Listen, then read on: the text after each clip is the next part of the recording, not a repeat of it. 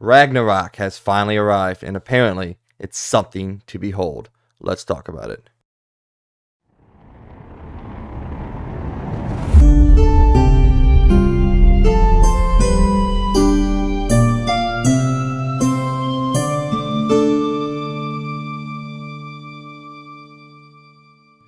Good morning, evening, or afternoon. What's up, everybody, and welcome to the XP Podcast, episode 30 for the first week of November 2022. I'm one of your hosts, as always, Mike Z, and joining me once again, back from another hiatus, is the Birdman himself, Logan B. What's going on, man?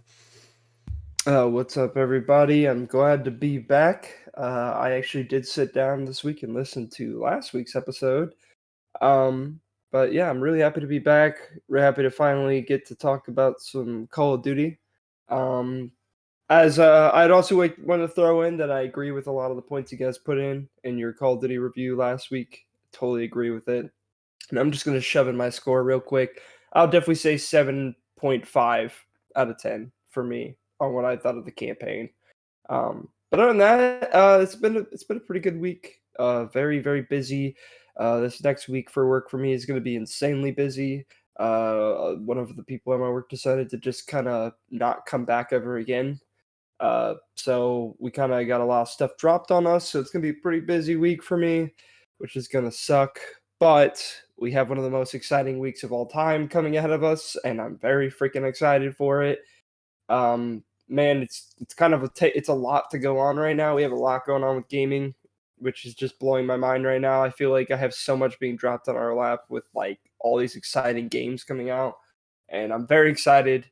I haven't been this excited pretty much almost all year, so this is a very exciting time, in my opinion. Yeah, man, there's a huge game coming out that we'll talk about shortly, but spoiler, like we know, we're all very excited here to finally get down and play Sonic Frontiers, so...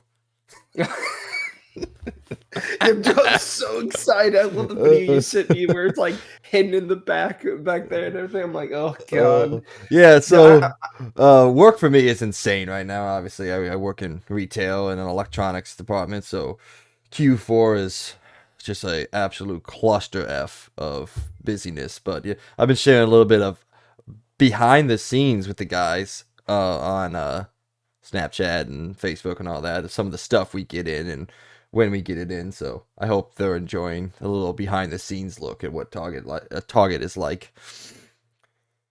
Yeah, I'm very impressed with some of the stuff you're getting so early. Like that one game, I'm not going to say what it is, but like I was like, whoa, it's like supposed to come out till December and you got it like already. Oh, like, actually, kind of strange. Actually, I was totally wrong. So Tactics Ogre comes out next week.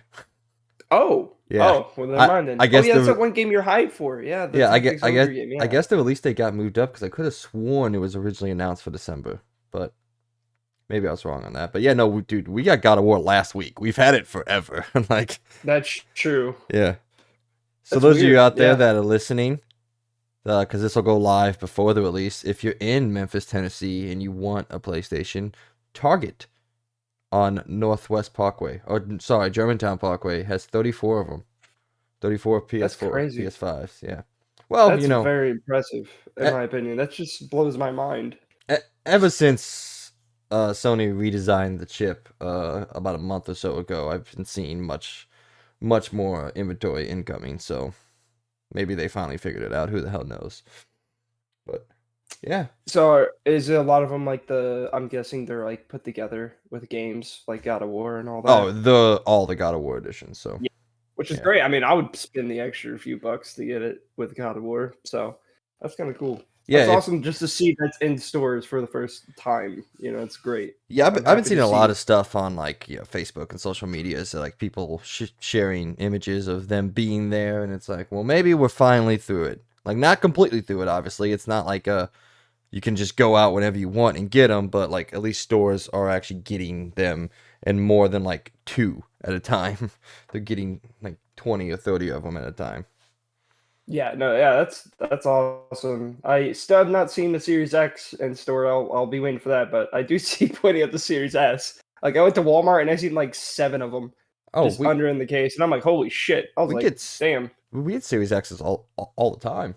We've had them. Really? Yeah, I've never seen one in store. Not yet. Yeah. So We have them all the Um, time. Now I guess, but but but I know Series S is a lot cheaper for them to make, in my opinion. So obviously that's why there's a lot more of them out there. But no, but I'm still really happy to see that. I'll be waiting to finally see a PS5 in one of our stores. I mean, I don't need one, but I am just interested to finally see him like on a store shelf, which would be great to see, especially after like 2, 3 years or whatever. So, but yeah, other than that, I'm really excited to get into the news. We got a lot to talk about in a sense, especially with a certain game called Call of Duty. So, yeah. other than that, yeah, I mean that's pretty much all of it's been going on with me. Well, I guess also for some of the people that may have been, I don't know, I guess confused or whatever that I wasn't here last week. I went to homecoming at my college, my old college or whatever. Had a Our very, old very, college. yeah, our old college. That's fair. And it was a good time. It was really, really fun. I got to see some people I haven't seen quite a while, in my opinion. It was also just great to see Cape Girardeau again. I know I just kind of dox myself on that one, but whatever. Like it's awesome college town, really cool place to go. It's like a weird mix between small and big, in my opinion. I really like it. It's really cool. I got to see some new stuff down there. I got to eat me some Burritoville. If you ever get to go to Cape Girardeau, get some Burritoville. It's the best damn thing I've ever had. I love it every time I go there. Dude, it's just so freaking good. They updated a lot of stuff though. They're adding a lot of new things. It seems like also you remember Kenny Burger or whatever, Flippin' Burger or whatever it was Kenny's Flipping called. Burgers, yeah. Yeah, so Are they I back? noticed that they're on Broadway. They are putting their food place there, a restaurant, whatever you want Oh, to call it dude. there. I'm going Yeah, back up to the old stomping grounds. I have dude, lived in 4 places now, and Cape is by far and away my favorite place I've ever lived. I I love Cape. agree. I've I loved love Cape. Cape too. I It's wish just great. It was like weirdly just perfect. so middle. It was like Yeah. it was perfect. Like it wasn't too big, but it also wasn't too small. And it had so much to do, Yeah. and I loved it. You had a So mall there, you had all kinds of different bars, comedy clubs, places to go, places to eat, and then if you drove 5 minutes outside of town, you were in the middle of Farmville. yeah, and the cool thing is by the Excuse me. river, they added a new bar there, but it's a really cool bar. So it's a more chill, sit down, hang out bar, and it's a record bar. So they have a record shop or record vinyl Oh, shop. and Uh, to go in with coin op, man. I know, right? They got a gaming bar. They got a record bar now. Then there's that Yeah, one bar that one of my roommates tried to take me to. That was like the fancy, swanky, brew house where they did all the I know you're talking disgusting about. beer. Oh, what you mean, dude? It's so good. I don't know what you're talking about. No, dude, that's freaking. What are they called again? All the Is it IPA? Yeah, all the stupid Yeah, IPAs. That shit is so garbage. IPA, craft beer, whatever you want to Yeah, it call it. sucks. Yeah, no, I like it, but it also is a very acquired taste, and I don't tell people that they need to keep drinking something to like it. It's up to you. But The I've old gotten used to it throughout the years, so it's like, in my opinion, for some reason, my taste buds just keep growing with that to the point where I could drink almost any kind of beer, and I'll mostly like it in some way or form. the only food or drink that should have the word craft in it is mac and cheese. I'm saying it. Hey, dude, I disagree on that, man. I hate Kraft mac and cheese. It tastes like dog shit. I'm sorry. I Yeah, hate but Kraft mac and cheese. it's like $2, so and that's Dude, but including inflation. Velveeta is, I know it's a little bit more expensive, but it's superior in every way. In That's true. every That's way, it's true. That's better. true. I mean, if you're only spending maybe $1 more or so for Velveeta, I would get Velveeta any day. I hate powdered based mac and cheese. I think it always tastes gross. Now, there is a premium craft, I believe, that did come out, which does have a liquid based cheese, which is better. So I don't think I've tried that one, but other than that, we're getting way off topic. No, yeah. So Let's the get into the news. last thing I want to talk about before we jump on in. So you were a listener to the episode last week. What'd you think about the listening experience? Very good. I mean, I had a good time. Um, I will call DJ out. He still has a really bad problem getting off topic. Dude, I try. Um, I try to he regulate it at all he he. times. And I'm happy, that he has a lot to talk about. But like sometimes he like he's jumping between 5 different conversations, Yeah, and I I'm know. like, and I was kind of like, I was like, dude, wait, like, what? Where are we going with this? Like, you went from like, what was it? Like, we were talking about Call of Duty, but then he went to the MCU, and then he went to like Pokemon, and then he went to all these other things. And I'm like, wait, what? What's happening? Where are we going with this? I was like, well, I don't see the comparisons at the moment. But other than that, I mean, it was really, really good. I mean, I thought it was pretty smooth. I liked all the topics you guys had to say, and it was pretty interesting. So All right, well, without further ado, let's jump into the episode proper. As always, we begin with question of the week. And this week's question I have for Logan is with the release or upcoming release of the next God of War. With all the talk about sequels being similar to the predecessors, what's one franchise that you would like to see get the quote unquote God of War treatment? And by that, I mean like a revitalization and a reboot of a franchise in a significant way. And I guess I would like to throw in this is obviously going to be like a long term franchise, not like something that came out like with 2 games, you know?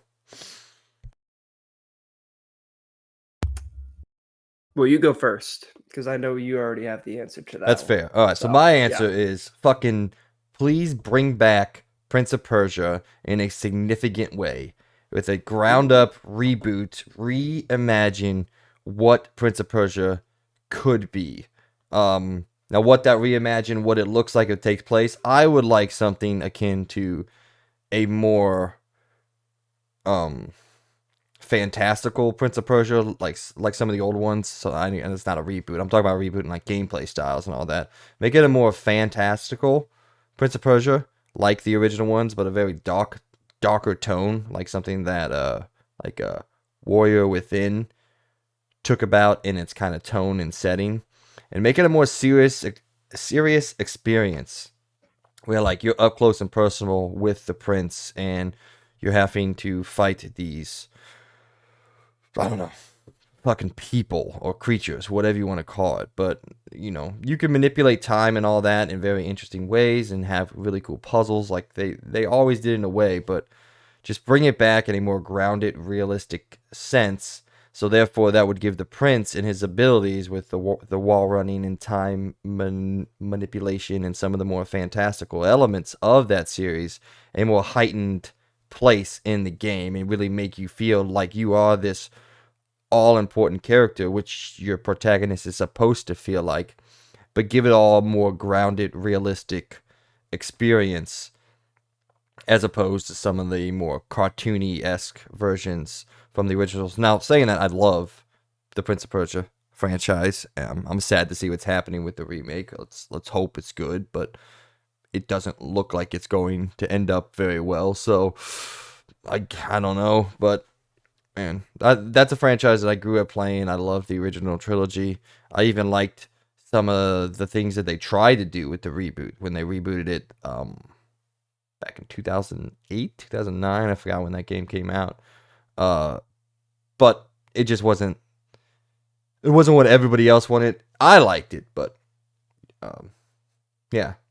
So I guess that's what I want. I just want Prince of Persia to come back in a meaningful capacity, and I feel like it needs to have some sort of reimagining of what the series is, like the quote unquote God of War treatment, to give it some sort of relevance in today's modern gaming. And I feel like people would be, you know, what's the word? They'd be willing to receive something that's different enough, but still has some foothold in the past of what made the franchise great as a whole. That's all I got. What do you think? Did you ever play Prince of Persia games? I never have, but I did watch Amy play, I think, Sands of Time on the Wii. So, because that's where she played the Prince of Persia games, and it looked pretty cool.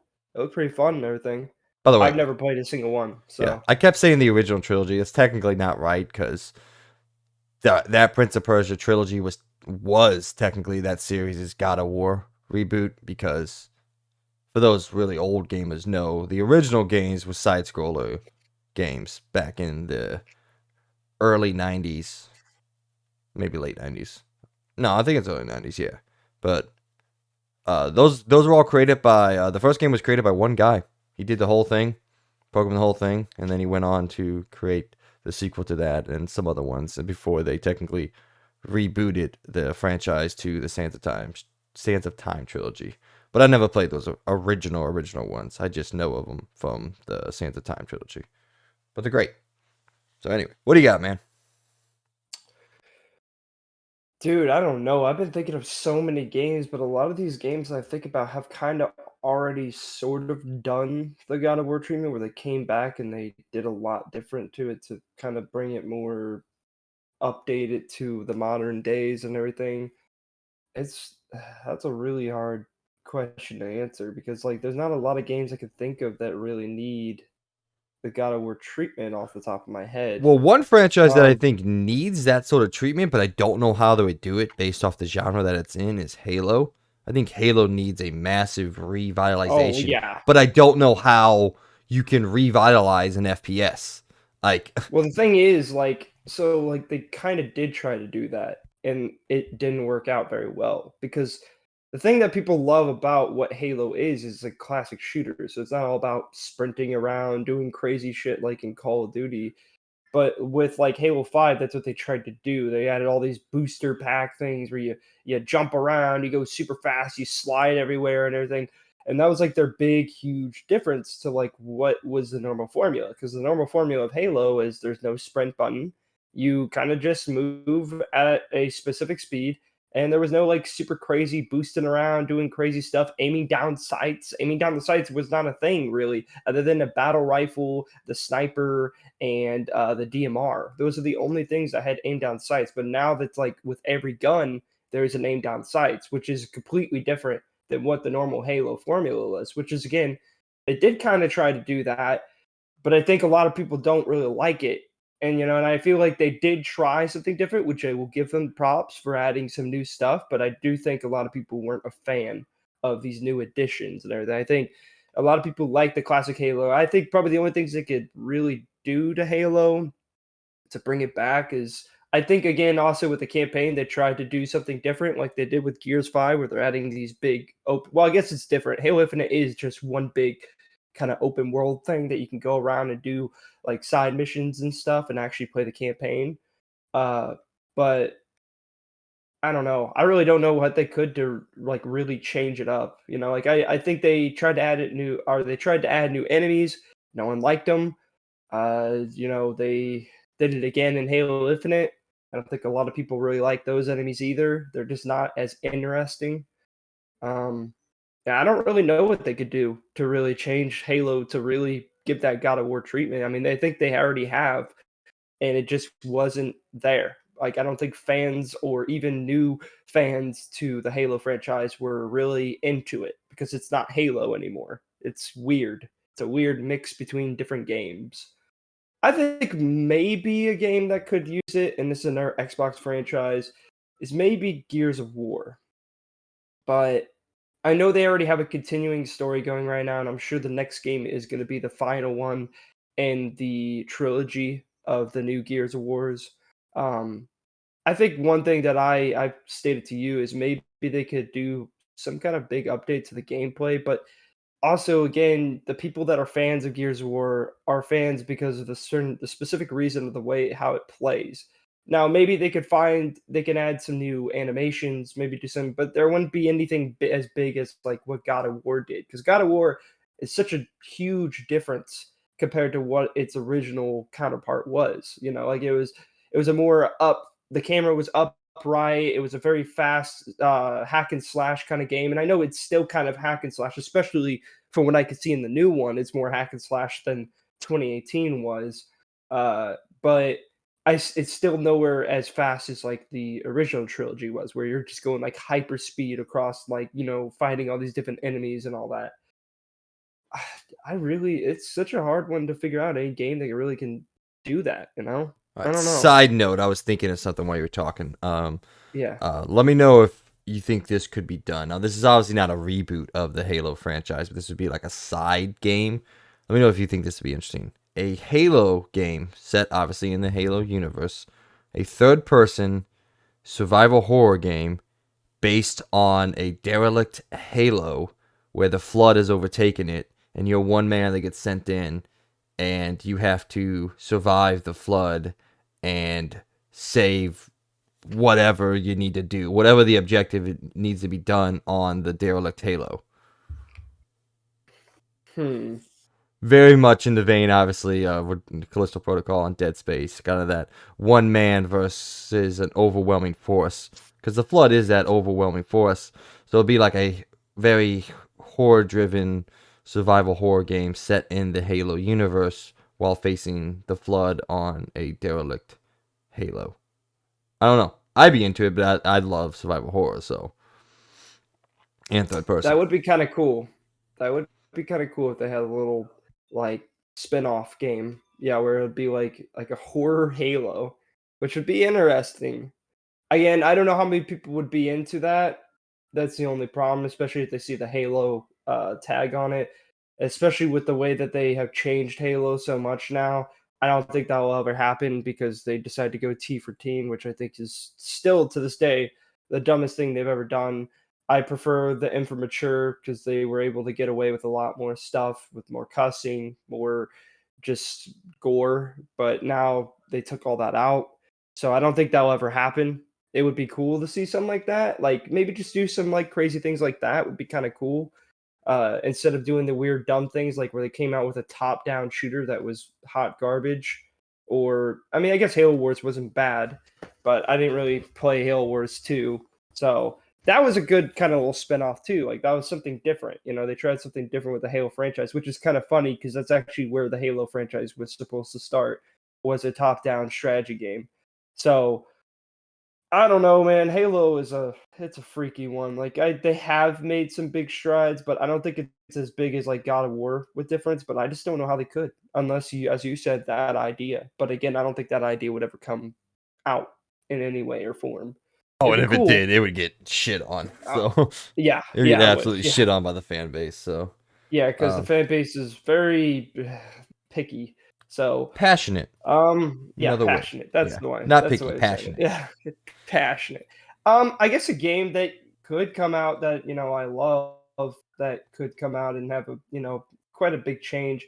Actually, you know what? Here's one. How about Ghost Recon? You know, I feel like Ghost Recon right now has been not doing so great, and comes out, it's been doing really bad.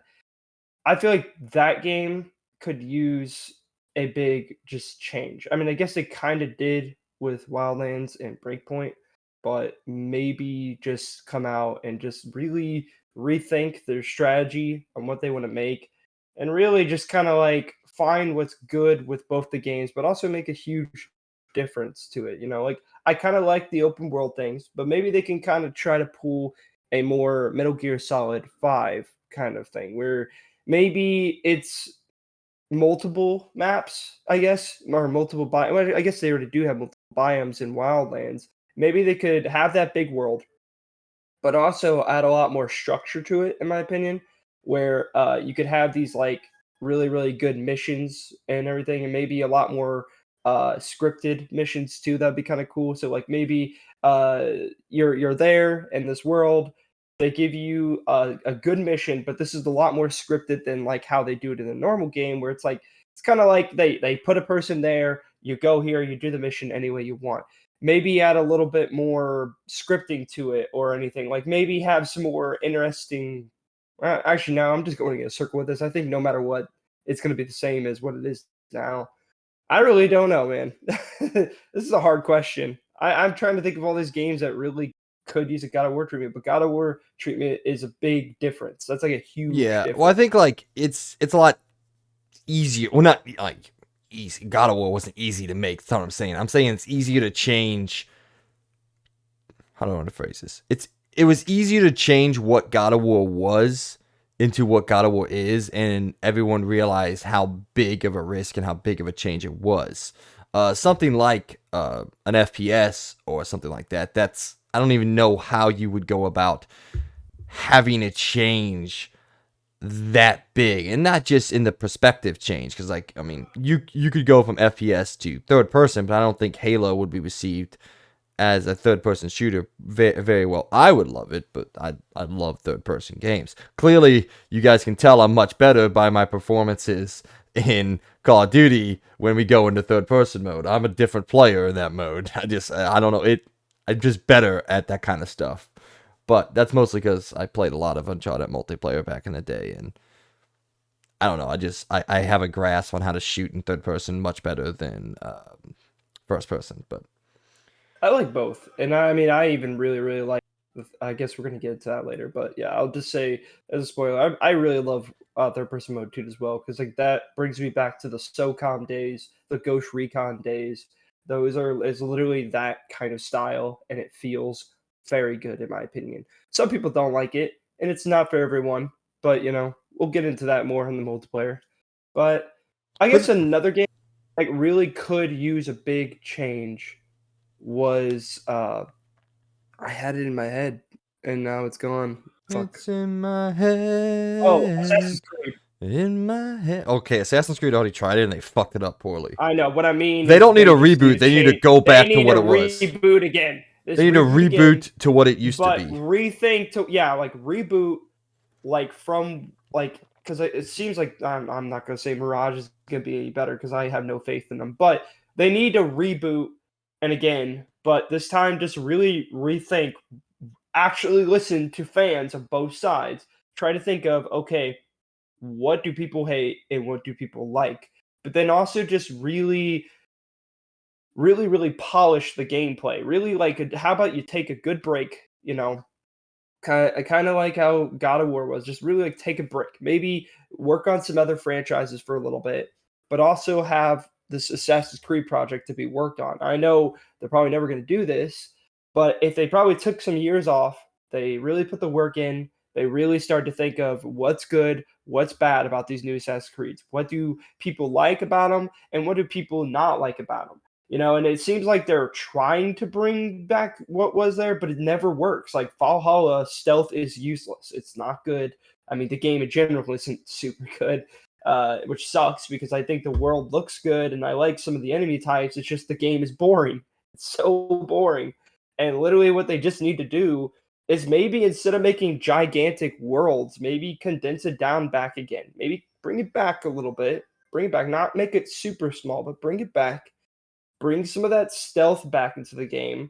Maybe make it less about the stats and all that with this whole RPG thing, because I feel like the RPG thing is also not helping with what they're trying to bring back. Like stealth gameplay just doesn't work in this stat-based world that they're trying to build. It's just not good. Yeah. Keep the side quests. Keep the side quests in there. I think they're doing great, at least from what I heard with Odyssey. I don't remember playing much of the Valhalla. I think some of the Valhalla ones are pretty cool. Um, also just take some inspiration. Clearly, you took some inspiration from Witcher, but maybe take some inspiration from maybe Skyrim in that. Maybe make this like a Skyrim game where literally it throws you into this world, and obviously there's a story, but maybe you could choose sides a little bit more, like how Valhalla was trying to do, you know? Like just Also, really rethink what you're doing, rebuild the formula, maybe change up some gameplay stuff, maybe even this may be really crazy. First person Assassin's Creed.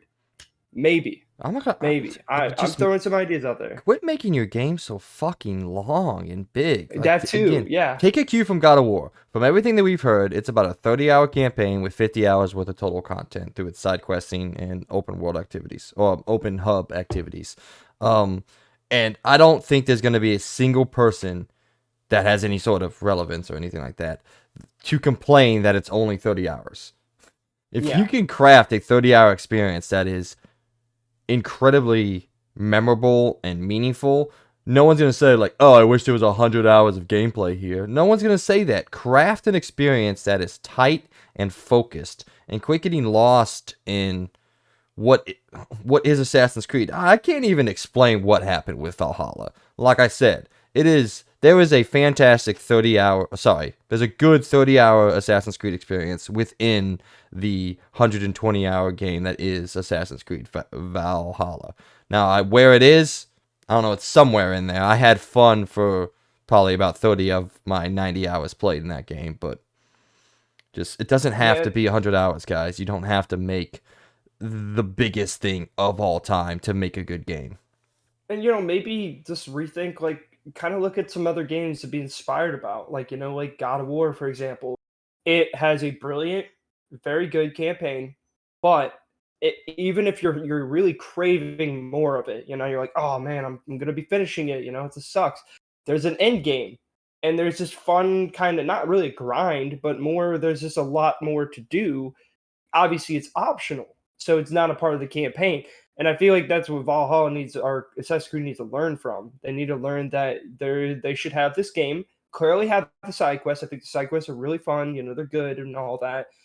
But then also just kind of not like pad out with all these dumb things. Like maybe cut down on the excessive amount of activities. Maybe you could cut them down by like a fourth. And, like bring it down a little bit, bring it to a more condensed thing, and then put more work into those things to make it more drawn out and more exciting. Because it's really annoying just going here, killing a bunch of guys, going here, killing a bunch of guys. Maybe make things more interesting. Maybe add some scripting to some of these scenes, because I feel like you really don't. Like, I feel like Valhalla barely had any good scripted scenes, and I know that people don't want a lot of scripted scenes, but I feel like some of that would help draw out the stories. Obviously, still keep that freedom, because I like the freedom of some of these games. I like freedom where you get all these choices, but also add some scripting to it. Add some more interesting elements, like maybe like a oh whoa wow moment. This just happened, or here's this cool cinematic moment that will happen. I only remember one cinematic moment in the entire Valhalla game, and that's literally the scene that you're on a boat and you're charging towards this castle. That is the only cinematic moment I remember the entire game that I played, and that was like 40 hours into the game. So just do something more exciting like that, I think, again, that they remade the game, kind of brought it back to where it kind of was. Obviously, if you want to still have this kind of stat stuff, really rethink on how it works. And if you're going to keep stealth in the game, actually work on the AI and make the stealth, viable and usable. And again, even as I said, if you want to go for a whole God of War kind of big change, maybe make it first person. I don't know. That's a really crazy, really insane idea, and it is as crazy as God of War is, where it's a big difference, a huge difference. And I'm not saying you should do first person, but I'm saying if you did, it could be kind of cool. Maybe it'll be like, oh wow, it's kind of like the Resident Evil games where they went from third person to first person. So I don't know, just kind of mess with it, Maybe try different things like that. That'd be kind of cool. So All right. I think that'd be my answer. Let's jump into this. We talk shit about Yeah. Ubisoft a lot, so I need someone to keep track of how many times we talk shit about Ubisoft, and also I need a historian to come in and see how many times Logan asked for SOCOM to come back, because it's got to be in the SoCal tens needs to by be now. back. It needs to come. All right, ladies and gentlemen, if you didn't know, this is the XP Podcast, our weekly video game and pop culture news podcast, where Logan and myself sit down with y'all and talk about all the news stories and happenings inside and out of the video game world. We post a new episode each and every week, so you can listen to it whenever you want. You can find us on most of the popular podcasting services, including Apple Podcasts, Spotify, Google Podcasts, and more. If you enjoy what we're doing here on the XP Podcast, please go over to our Patreon and support us, where you get to be a part of our weekly discussions and give us your opinions on everything we talk about and everything we don't. You'll also be able to find all of our uploads there, along with any exclusive episodes we may post. Links for that, as always, are in the description down below, or you can simply go to patreon.com and search Experience Point, spelled capital X, capital PERIENCE, capital POINT. However, if you don't have any money to throw our way, we know what's going on in the world out there. We sympathize. Don't worry. We still love and appreciate you for listening and being a part of what is hopefully a growing community. You can also go over to our YouTube channel, where you can get this show and all of our shows in video format. If you do, please don't forget to give us a like, share, subscribe, and hit that notification icon so you can be aware of everything we post when we decide to post it. New episode reminders for you last week. DJ and I got to sit down and talk all about the Call of Duty Modern Warfare 2 campaign. We gave our review in depth for it, talked about 30 minutes on it. So if you want to check that out, if you want to hear what we had to say about the Call of Duty campaign, you can go check that out. You can go listen to it. I also gave my review on New Tales from the Borderlands. Spoiler alert, it's not that great, but that's sometimes the way it goes. So go back, check that out, come back, listen to what we have to say about the multiplayer here shortly. With all that out of the way, though, let's get into this week's show. In our point of the show, we will bring you our Week 1 mini review for that Call of Duty Modern Warfare 2 multiplayer.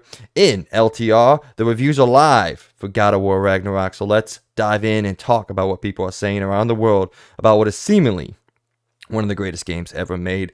In Around the Point, we finally have a release date for PSVR 2 and a price point. Sony also announced 11 new games coming to the console at launch. Logan and I will sit down and discuss our reactions to everything that Sony had to say about the next iteration of PlayStation VR, but that's not all. Call of Duty has seen a massive launch week over this past weekend. We will give you all the numbers that this gargantuan release has occurred. Marvel and EA have signed a 3-game deal that will start with the recently announced Iron Man game. What could the others two be? Stay tuned to find out. But there's so much more. But before we get to all that, it's time for what is and forever will be What You've Been Doing, where we catch up on all things pop culture that we've been doing, whether that be gaming, TV shows, movies, books, or comics. It doesn't matter because we like it all and love to talk about it. Now, knowing this is probably going to be a fairly short segment, Logan, what, sir, have you been doing? For probably not a lot of surprise in this situation, Call of Duty Modern Warfare 2 multiplayer.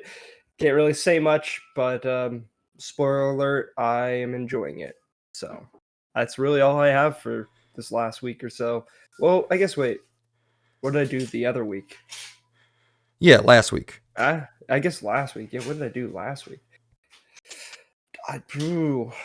Honestly, I couldn't tell you. I don't know.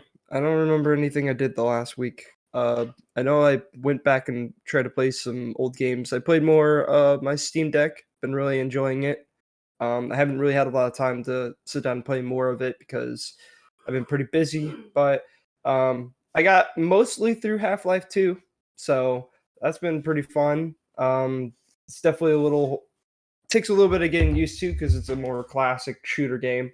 But it's fun. It's definitely got some parts that have been very difficult for me, but it's pretty cool to finally start playing these Half-Life games. I also have Half-Life Black Mesa, which is the remaster version of Half-Life, which I'm going to be playing too. But yeah, I mean, as always, they run very smooth on there because they're pretty old games, and I've been playing a lot of that. And also, I got Classic Battlefront 2 on there, and man, I've been missing out. Dude, that thing looks so good on here. I've been messing around playing some multiplayer on there. Dude, 100-player freaking big battles is mind-blowing to me. And I know it's a very old game, but for me, this is just mind-boggling and just awesome to play Battlefront 2 in this kind of way. So hopefully I can mod it at some point because I want to add some of the mods that I've been seeing online. But, as probably some people may have heard, I think that's a deleted episode, but I had a lot of problems with my Steam Deck, and I don't think it's probably fixed at all. But it's mostly because of the desktop version or side of the Steam Deck is garbage.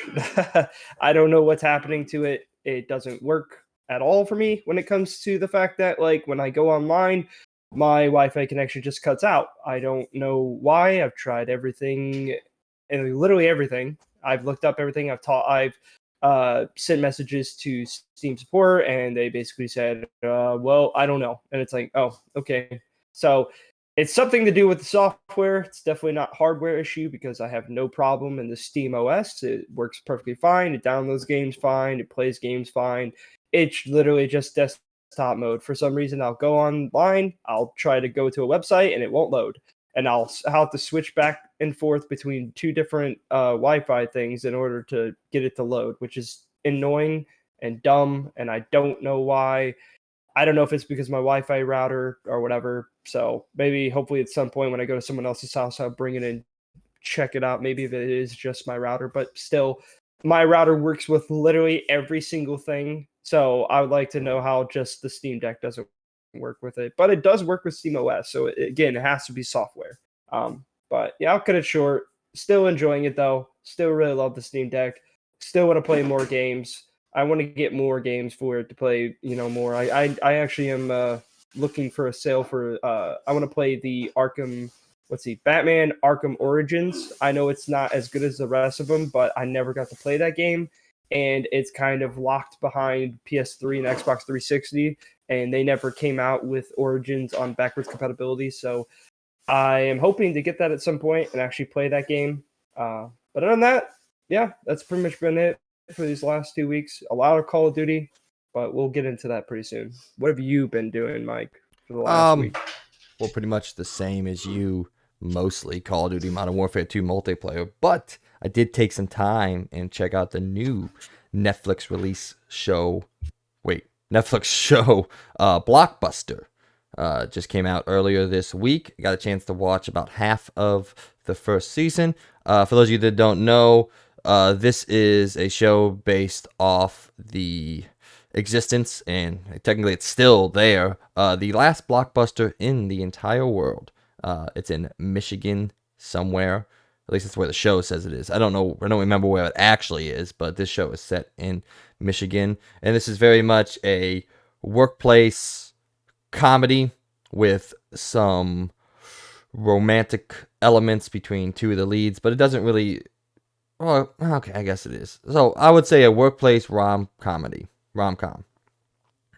And it's fine. Like, again, I'm only halfway through, so I guess I can't give my full in-depth review of it, but my impressions are it is fine. It's definitely a... If I was gonna rate it based off our rating scale, it's definitely in the 2.5 to 3 range, like average to above average to good at some points. But yeah, it's okay for those of you out there that want to burn 5 hours on a weekend that you're not doing anything. Go sit down, have a couple laughs. It's got a lot of good movie references and other things out there that I like and I enjoy, and then it can be pretty funny from time to time. So that's really all I have to say. It's okay. Just okay. That kind of sucks, but I'll probably give it a try still. I'll probably give it a watch. I mean, I don't know how much I don't know if I expect it to be like great or anything like that, but yeah. I like one of the actors, so I don't really know much about the actress, but I do know I've watched a couple things with the male actress or actor. Sorry, Randall I Park. think he's pretty funny. Yeah, I think he's pretty funny in a lot of stuff he's in. So yeah, I'll probably give it a watch because I also have a lot of nostalgia, and I think that's the whole point of it is all the nostalgia with Blockbuster for me. So yeah. I do want to watch it. Yeah, so Randall Park is the male lead. He's from all kinds of stuff. He's a stand-up comedian, but he's played in a lot of movies. But then the female lead is played by Melissa Fumel, which, Logan, I'm disappointed to hear that you don't know what that is, because she was also the female lead in Brooklyn Nine-Nine, which is a phenomenal TV show. Yeah, okay, yes, dude, I love Brooklyn Nine-Nine. Okay, I was like, yeah, you definitely should know her. Yes, okay, I do. Yeah, dude, I love Brooklyn Nine-Nine. It's like easily one of my favorite comedy shows, like out there ever. I think. Honestly, it's so freaking good. If you haven't watched it, by the way, and I think Mike would agree with me, you should definitely go out and watch it. Find some way to watch it. It is amazing, in my opinion. I love Brooklyn Nine-Nine. Oh, it's funny as can be. Easily. Yeah. So, all right, well, that's all we've been doing. So yeah, 8 minutes. So not a lot. But we're going to get into detailed thoughts on the one thing that we've both been doing pretty heavily right now. Ladies and gentlemen, welcome to Point of the Show, also known as POTS. Welcome, welcome, welcome. This is a recurring segment on the show where we go in depth about certain topics. We use this segment for movie reviews, spoiler cast, impressions, or anything of smaller games that we're not going to make a full video on or anything like that, even though we may still make a full video on Modern Warfare, but maybe not, because we've talked about it a lot over the past couple weeks. But anyway, that's all minutia. So ladies and gentlemen, this is the Modern Warfare 2 Multiplayer Week 1 mini review. That's a mouthful of a title. Probably should have shortened that up a little bit. But without further ado, Logan, why don't you... You know what? Actually,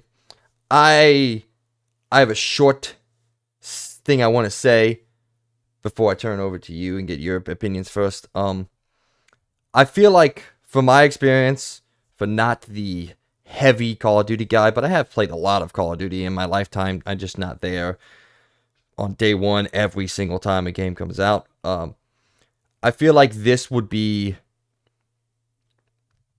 a amazing multiplayer experience if it wasn't for the consistent and just invasive performance issues outside of the gameplay. Everything we have to deal with in the menus, the pausing, the loading, the inability to communicate, the party stuff. If all that was fixed, I personally feel like the actual game and what is there in the multiplayer is pushing into that amazing. It's sitting at that 8.5 or a 9 for me.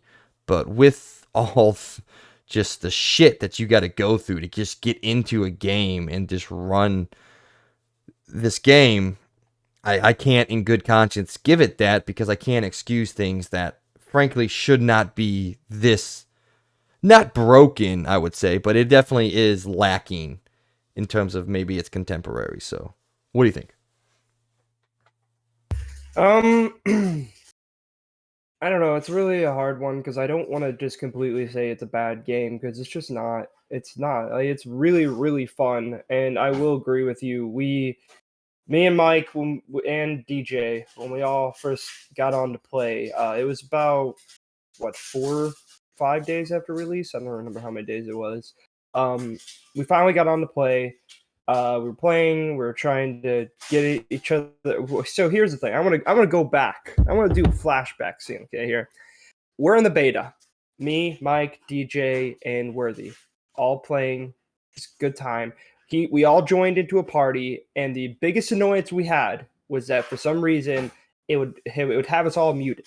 But that was a minor inconvenience, in my opinion. That was something that we fixed pretty easily. No problemo. And then we get the full release. And oh boy, I mean, we for literally an hour, I would say, of probably us playing, we had so many issues just trying to play with each other. Now, I will say from a single player perspective, I barely had any problems. I didn't have any crashes. I still had very annoying, weird like frame drop things that happen. I don't know if it's frame drops, but it's like a weird thing where like when you're joining matches, the game just kind of like freezes up, but it didn't freeze up. Like it's not crashing. It just freezes up and it doesn't let you do things, especially when you're trying to, you're staying in the lobby. But I'm going to bring it back to the multiplayer perspective as us all playing together. It's really bad. Like, so when me and Mike joined each other, it was, it was fine. I mean, it was really still annoying. Other than that, like, I mean, well, it was pretty bad because my game crashed twice because of the party chat screen, which makes no sense. Um, and we had an annoying thing where it just mutes us, just like the beta, which you think that would have been fixed by now, but it gets worse. All right, I'm back. DJ Sorry. joins us. Oh, okay, yeah. I'm having But DJ, what? I'm having some weird testicle issue. I don't know what's going on with me. Oh, I was like, what? My right one Oh, hurts for geez. some reason. I don't know why. So I was checking it out, making sure everything was good down there. All right. Well, what are we talking about here?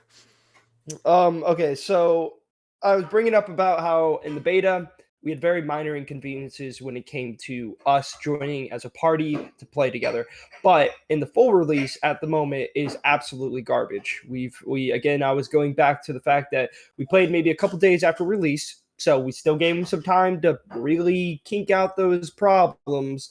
Nope. Even after, by the way, this brand new update, it's still not great. So basically, me and Mike joined together.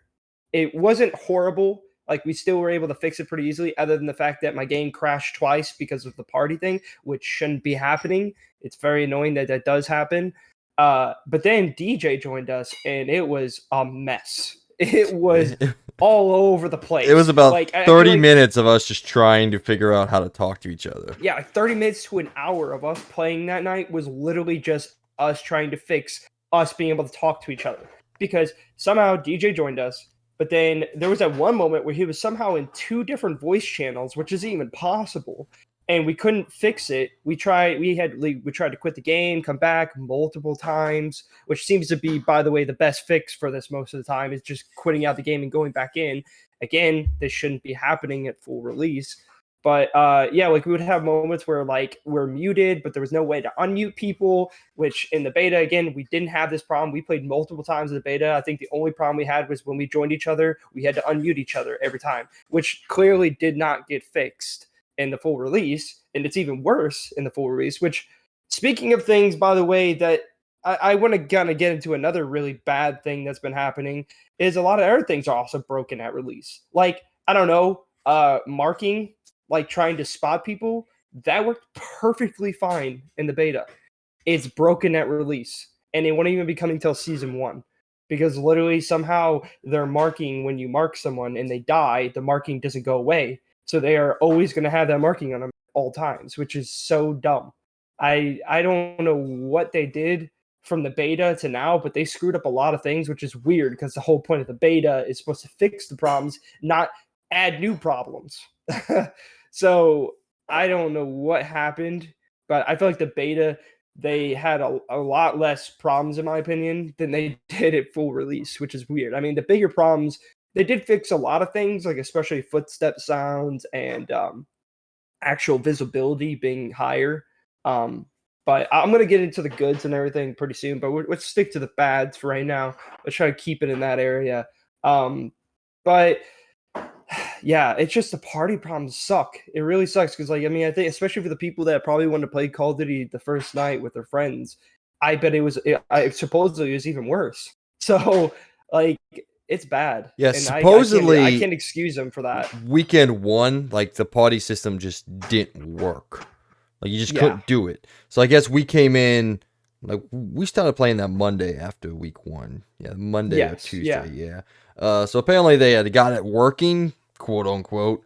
But yeah, man, my overall opinions, if I wanted to just like give you my short opinions on it, is like I personally think the multiplayer is great so far. I'm loving what I'm playing. I'm having a good time. There's some minor annoyances, but that could just be the fact that I'm just not better than other people. But yeah, everything outside of that, man, I just feel like it's just honestly kind of fucked. Like, why every time we load into a game or I try to do anything on the menu system, it pauses for a good, what, 5 to 10 seconds before it rebounds and cuts in and out, and we can't talk to each other while the game is loading itself, and every time it freezes, like we can't have a communication between. I just don't know, man. And the menus aren't that great either. They're kind of hard to get around, but everybody's complaining about those. So, and they have said they're I going to fix them. I want to go into another really bad point that they Okay. obviously are probably never going to fix. Their UI, dog shit. Literally the worst UI I've ever seen in a shooter. Probably close to probably the worst. It's up there. Why did you hire a Hulu TV UI designer to make a video game shooter UI? It is bad. I'm sorry, I don't remember us using TV remotes to play Call of Duty. We're playing with controllers and PC, keyboard, and mouse. Which, by the way, I heard even the PC and keyboard and mouse thing is even worse with the UI. But, like, for example, one really big problem I had with the beta was when you go to the progression menu, it will, like, just not go to the next weapon. It'll jump between weapons. It does this whole really dumb thing. And then sometimes it will, like, the UI will freak out. And guess what? That didn't get fixed at all. It's still dog shit. It's still really bad. It's still annoying to go from weapon to weapon to look at the progression. It makes no sense. And honestly, scrap it, get rid of it, do something different. It sucks. It's bad. It is bad. There is no excuse for it. It is straight up the worst UI I've messed with in a shooter game. It's bad. One I thing, don't like one how they take up so much screen with all this dumb crap. Like, make it up and down. Also, the friends list, bad. Why yeah. do you make it literally 3 friends per tier? Like, dude, we have all this screen and you're giving me, like, you're covering it up with these huge squares. You could cut it down by a lot. You go to the showcase, that is a far superior area for your friends. That is set up way better than the actual friend tier. It's weird. Speaking of showcase, that's also Oh broken. yeah. That's Yeah, also showcase. Yeah, add that to the list of broken crap at launch. Yeah, showcase basically doesn't even work. You go on there and you'll change things. Like, for example, I got the gold skin for the M4 recently, and I put it on there. I left, came back, it was still there. But then I would say maybe a couple matches later, I come back and everything's reset again. It's like, what? Like, Yeah. so, like, I don't know what's happening with that. It's like, for some reason, not saving, but it is saving for a little bit, just not for long. So I bet you if I got on today, I bet you it reset my character again. I bet you my gold M4 is gone. I probably have default M4, and I probably have all my calling cards that I just put in those 3 tiers all gone, probably. I'm not surprised. Yeah, I So, mean, I was complaining about it for multiple days. I couldn't even change my emblem or my calling cards. It just wouldn't do anything. And I was like, oh, okay, cool.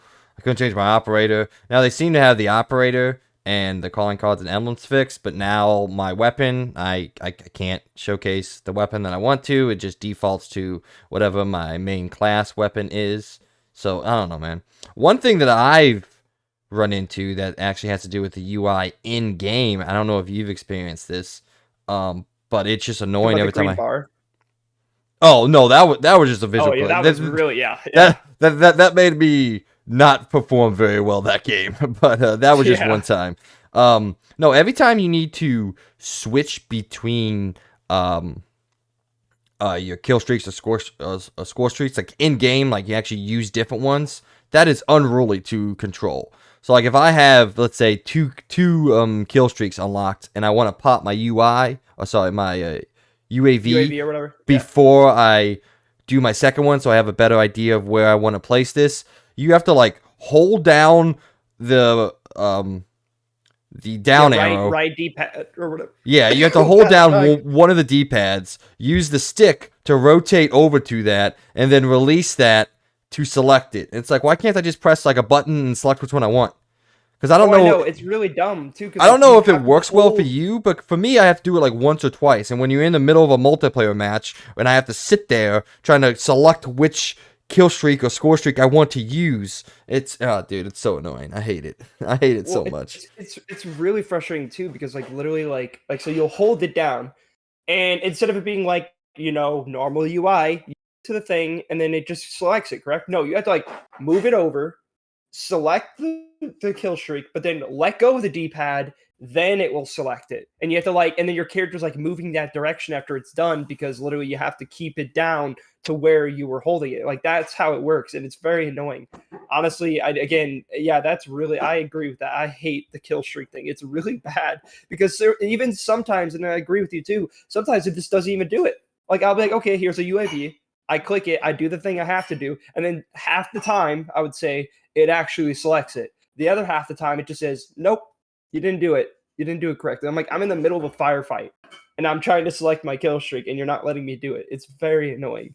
And again, this game is a very fast-paced shooter. Well, semi-fast-paced. It's up there. And you're like in the moment, so you need to use your kill streak very quickly. And if you can't select the specific kill streak very easily, it's very annoying. Now, obviously, if you just have one kill streak, it's very easy. You just hit right in the D-pad, it works perfectly fine. But sometimes you don't want to use the one that's like the higher one. You just want to use the UAV. It's just dumb. It is bad. I agree with you. I have the same problem with it. It's just a really weird thing, and it's very frustrating. And hopefully that'll be fixed. Um, but yeah, I think another. What was he? I had another really bad thing I had to say about it. Because Oh, like the down button's not used in game, so why can't I just hit down and select which one I want?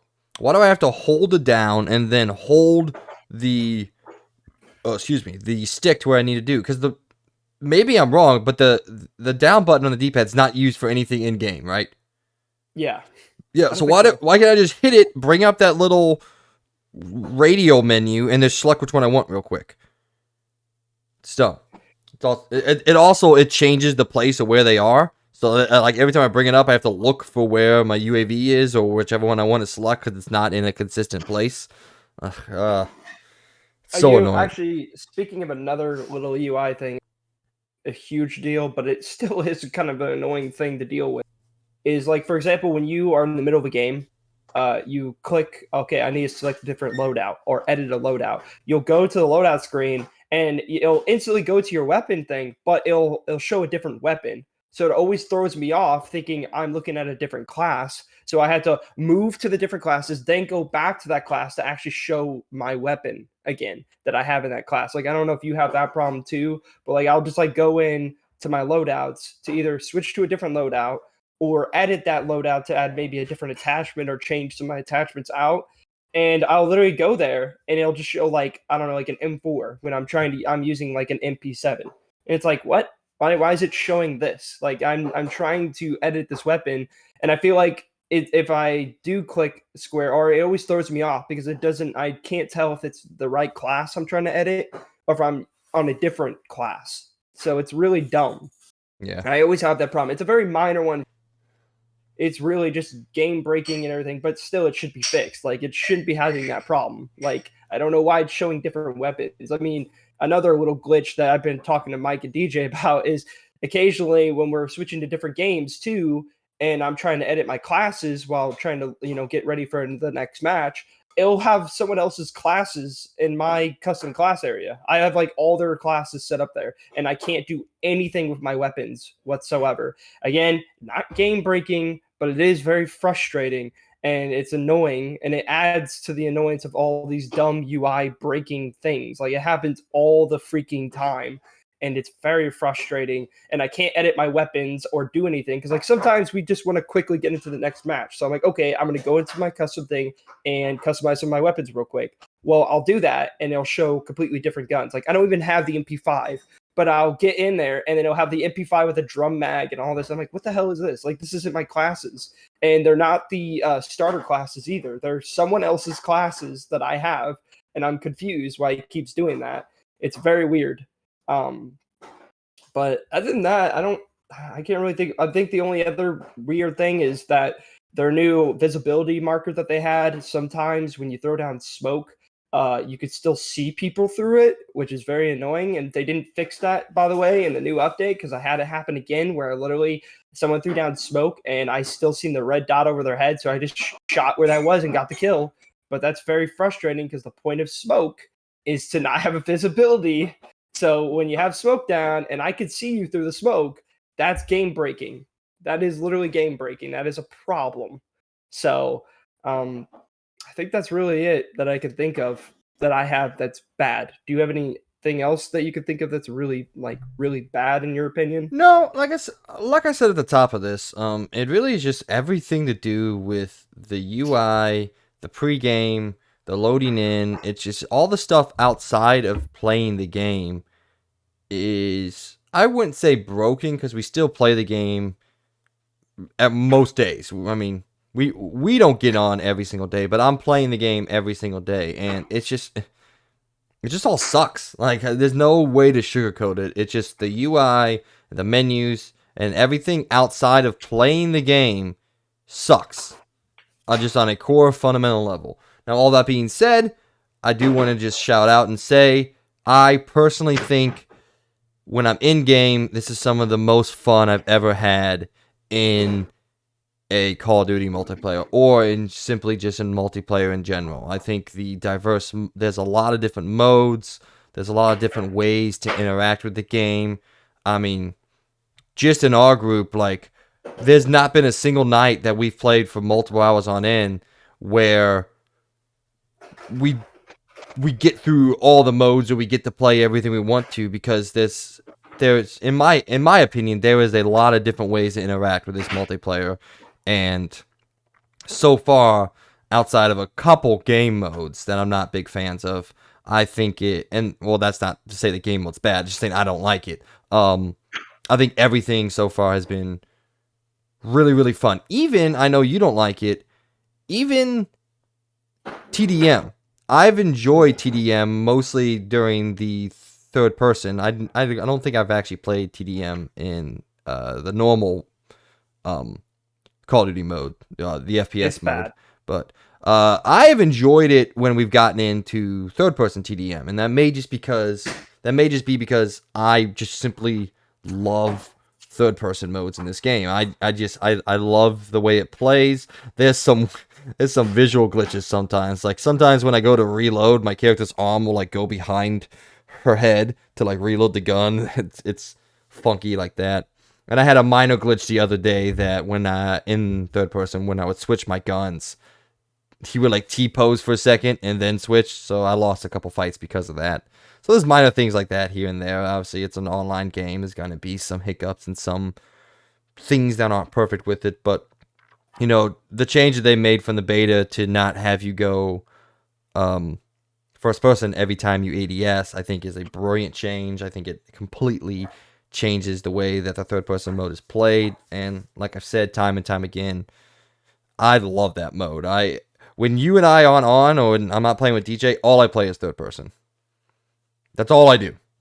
Yeah. Now maybe because Well, people say it's easier because you don't have to really deal with the recoil. It's more of a spray and pray mode.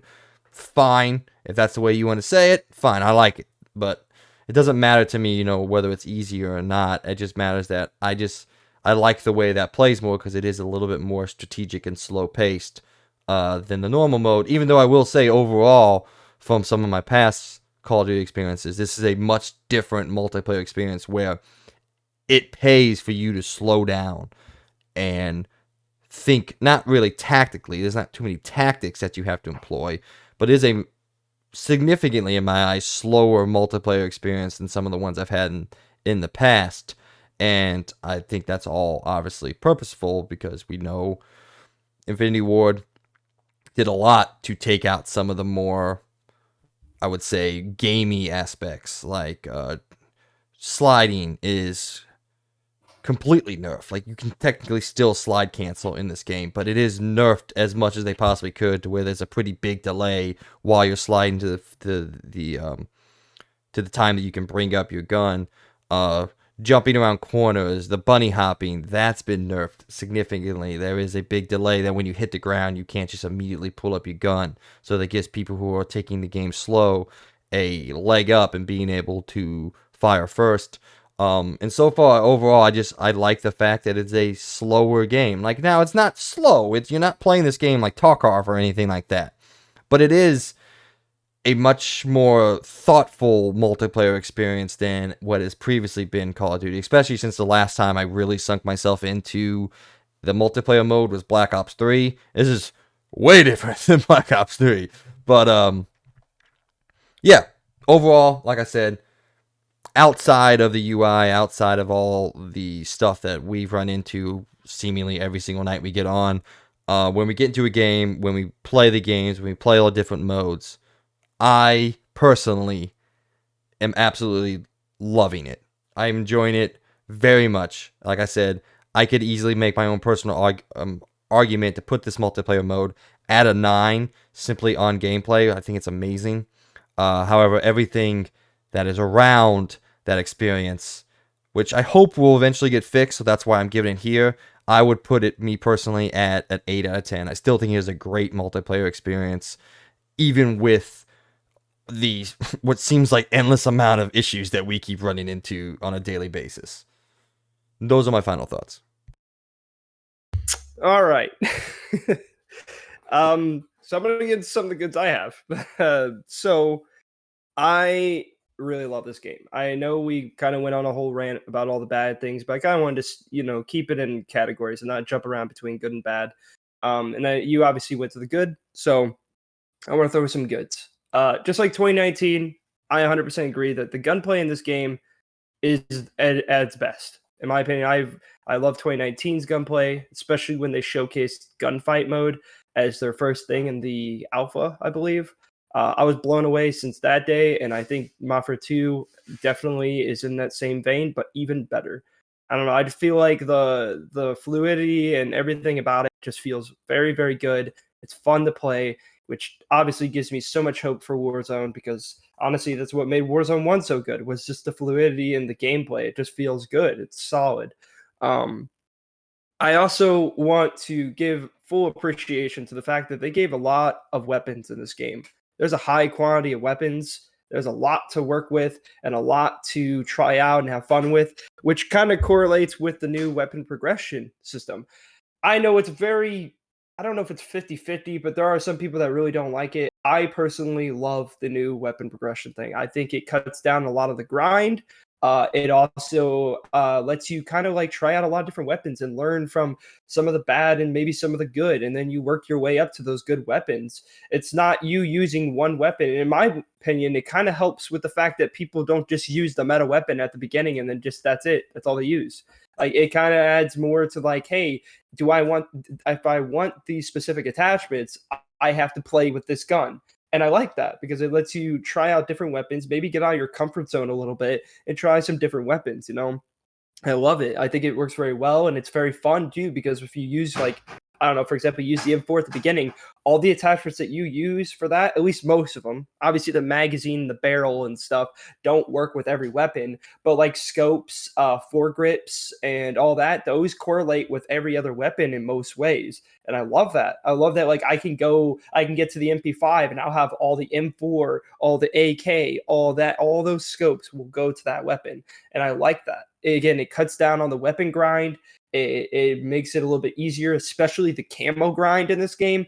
I think everyone has to appreciate that they've definitely cut down an insane amount to get those good camos. I mean, you only have to get four camos to get to gold, compared to literally 2019, which was insane.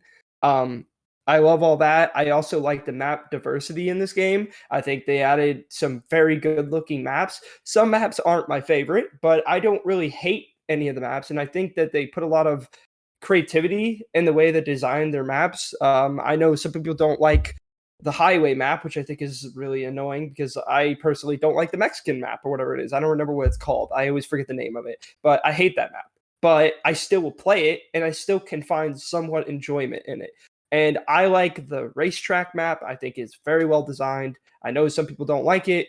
I like it. I don't have any problem with it. Obviously, maybe you're playing TDM, which, Mike had already said, I hate TDM. I think TDM is dog shit in this game because literally all this is just people camping. Like, you want to talk about camping? Yeah, if you play TDM, that's all you're going to get. It's just people camping. They put their headset volume to the max and they just wait for your footsteps. That's TDM. Um, but maybe that's why I don't like some of these maps. But, that's why you probably shouldn't be playing TDM. I'm sorry. Don't play TDM. It sucks. In every other mode, I have no problem with these maps. I think they're good. I like the highway map a lot. I've had a lot of fun in that map. I've enjoyed it quite a bit. I enjoy the even the racetrack map. I really like that map a lot. I think again, these are the most creative looking maps. Maybe that's also because they're not connected to ground. Well, the highway map is connected to a ground war map, but I think they're just so much. They're just creative. They're fun. They're different. I even like the fact, and I know this is going to be very controversial. I don't have a problem with the cars that explode. I know some people really hate it. I don't have a problem with it. I think it's like a map hazard. It makes things a little bit more interesting. It's not just a stagnant map with no hazards, no nothing. And I know people may not like that, but for me personally, I really enjoy it. I have no problem with it. I don't think all the cars need to be exploded at the beginning of the game. I just think it just makes it more enjoyable that there's these hazards in the map and you have to watch out a little bit more. I don't know. It just makes things more interesting, in my opinion. Um, Other than that, all their maps are really, really good in my opinion. I think they're really fun. They mostly play very good. I will say that a minor inconvenience, well, not minor, but I do think they need to work on some of the spawn points for some of these maps. Some of them are really, really bad because you'll spawn like right in front of an enemy and you just get shot and you can't do anything about it. Um, but other than that, I want to jump to another mode that I really want to give praise for this year. Is Ground War. I don't know what they did, but they did something. They really nailed it this year. I think Ground War is actually really, really fun. At least most of the maps. I think me and Mike will agree that the desert map, well, he doesn't like the 3-lane map too. I always forget what that one's called.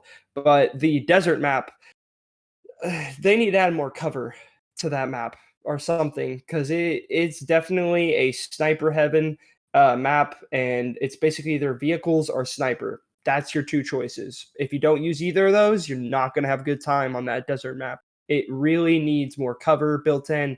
They need to rework that map. It is not enjoyable. But every other Ground War map I've really loved, and I think the gameplay just feels so much better because all those air maps I feel like open it up to more gameplay styles compared to it just being snipers only, which was 2019 was basically all snipers. And that's because the way I think they designed the maps, they were so open with almost no cover that basically the best way to get kills or even to level up stuff is with snipers. So I like that a lot of these maps kind of add a lot more condensed and smaller corridors, and it kind of cuts down on, and there's ways to get around just running out in the middle of the street and all that. Like there are ways to get away from snipers and actually still complete objectives in that. It's not so sniper heavy on most of these maps, in my opinion.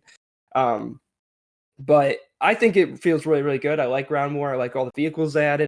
The helicopter adds to the fact that like you can really bring back a match by literally hovering the helicopter over one of those farther points and people can drop in. I think it's really, really cool. And I like that you can walk around anywhere in the helicopter. I think that's very cool. Kind of hope Battlefield would do something like that. That's pretty sick in my opinion.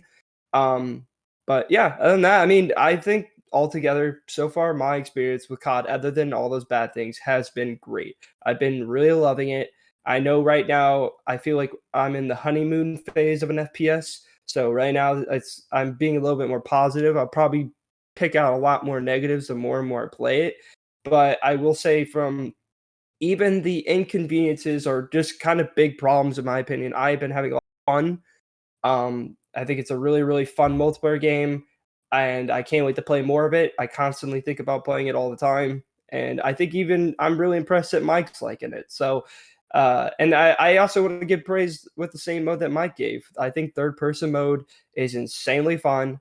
I hope they don't give up on it. I really, really hope they don't. I kind of also wish they would just make a playlist specifically for third person, not just mosh pit. I hate mosh pit. I hate that you don't get any choice on what modes you get to play a third person. Like you have literally standard and then there's hardcore. Why don't you make a third person? Bam. You did it. You fixed it. I don't like that it's mosh pit because you know what happens when you put a game mode in mosh pit in Call of Duty? Most of the time, it means it's a dead mode, which is dumb because they put that there day one. So I really hope it doesn't just stick with mosh pit. I hope soon they make it its own tier. And also add third person to more modes. Maybe third person ground war. How would that be? I don't know. Try it out. It might be pretty cool. So I hope they kind of expand third person to a lot more modes, like even prisoner rescue or knockout. Just do it. Add it to different modes. Like don't throw third person under the bus because I think it's a very good mode. I think a lot of people enjoy it a lot more than some people may know, and I hope it keeps going on throughout the entire cycle of this game because I love it. I think, and even Mike clearly loves it. So I hope it does stay around, but we will see, I guess, in the next like year or so. Um, Other than that, yeah, I'm gonna give it a solid 8 out of 10 too. I can't get past the faults of this game. It definitely has a lot of problems when it comes to UI, glitches, certain things working in the beta, not working in the regular game, like marking, which kind of sucks. But other than that, I've had a very, very fun time. Every time we do actually get the game working and we're all talking and we can all hear each other, I think we all have a blast and it's very, very fun. And I can't wait for Warzone 2. It's going to be really, really fun to play with all of us again as a group. And also, hopefully, DMZ is good. I don't know how much faith I have in it because a certain other game tried this kind of game mode called Battlefield 2042, and it was not good at all. So I hope they could pull off DMZ. They do have a pretty interesting system with the whole survival thing they were trying to do in the campaign, and also all these attachments and weapon progression. So I hope DMZ does work out for them because I've always wanted to play a game like this, but the only game that's really at its top peak is Escape from Tarkov. So I hope DMZ works out for Call of Duty and actually is good. But other than that, that's going to conclude my review for the multiplayer for Modern 2. I think again, great game, very fun. Um, if you haven't played it already, I highly recommend. Yeah, I think the biggest praise that I can lay at this game is there is a part of me that's kind of sad I'm not going to be able to get to play as much of it as I want to because of the game's release schedule. Now, I am not sad at all for the game I'm going to drop it for, but I'm Yeah, sad that, we only really got a good week or so to where we can sit down and know that, when I see, DJ pop up online, I'm like, all right, we're playing some Call of Duty, but hopefully maybe sometime next year, definitely Warzone. I can get into a lull where I can continue to just sit down and enjoy it. But over the next couple weeks, it's gonna be tight. So, all right, well, ladies and gentlemen, that was multiplayer. Oh, sorry, our Modern Warfare 2 Week 1 multiplayer mini review. We'll probably come back to you in a couple months and give you a more detailed. Maybe we'll give you a Season 1 review. We'll obviously talk about Warzone when it comes out, depending on how much we get to play it. But yeah, I hope all you guys out there are enjoying it. Let us know down below what you guys think so far. Are you experiencing the litany of issues that Logan and I's group keep running into seemingly every single night we get on to play? Is that detracting from your experience at all? What do you think about the modes? Please keep playing third person because I love it and I want it to stay around. So, but outside of that, let's go in now to the new topic. I've upgraded it from a portion of Around the Point. Now, this is LTR, also known as Let's Talk Reviews, where Logan and I go in depth and react to some of the reviews from the biggest games coming out now here in gaming. Only one deep dive this week. It is God of War Ragnarok. Now, I know this is 1 week early. We usually don't talk about a game until after its release date, but all the reviews came out a week early, so we're going to talk about it right here, right now. Because guess what? I want to talk about it. So, ladies and gentlemen, welcome to Let's Talk Reviews. Starting off with our deep dive is the God of War Ragnarok is finally live. We're finally getting to see what people are saying about this game. Right now, it's sitting at a 94 on both OpenCritic and Metacritic.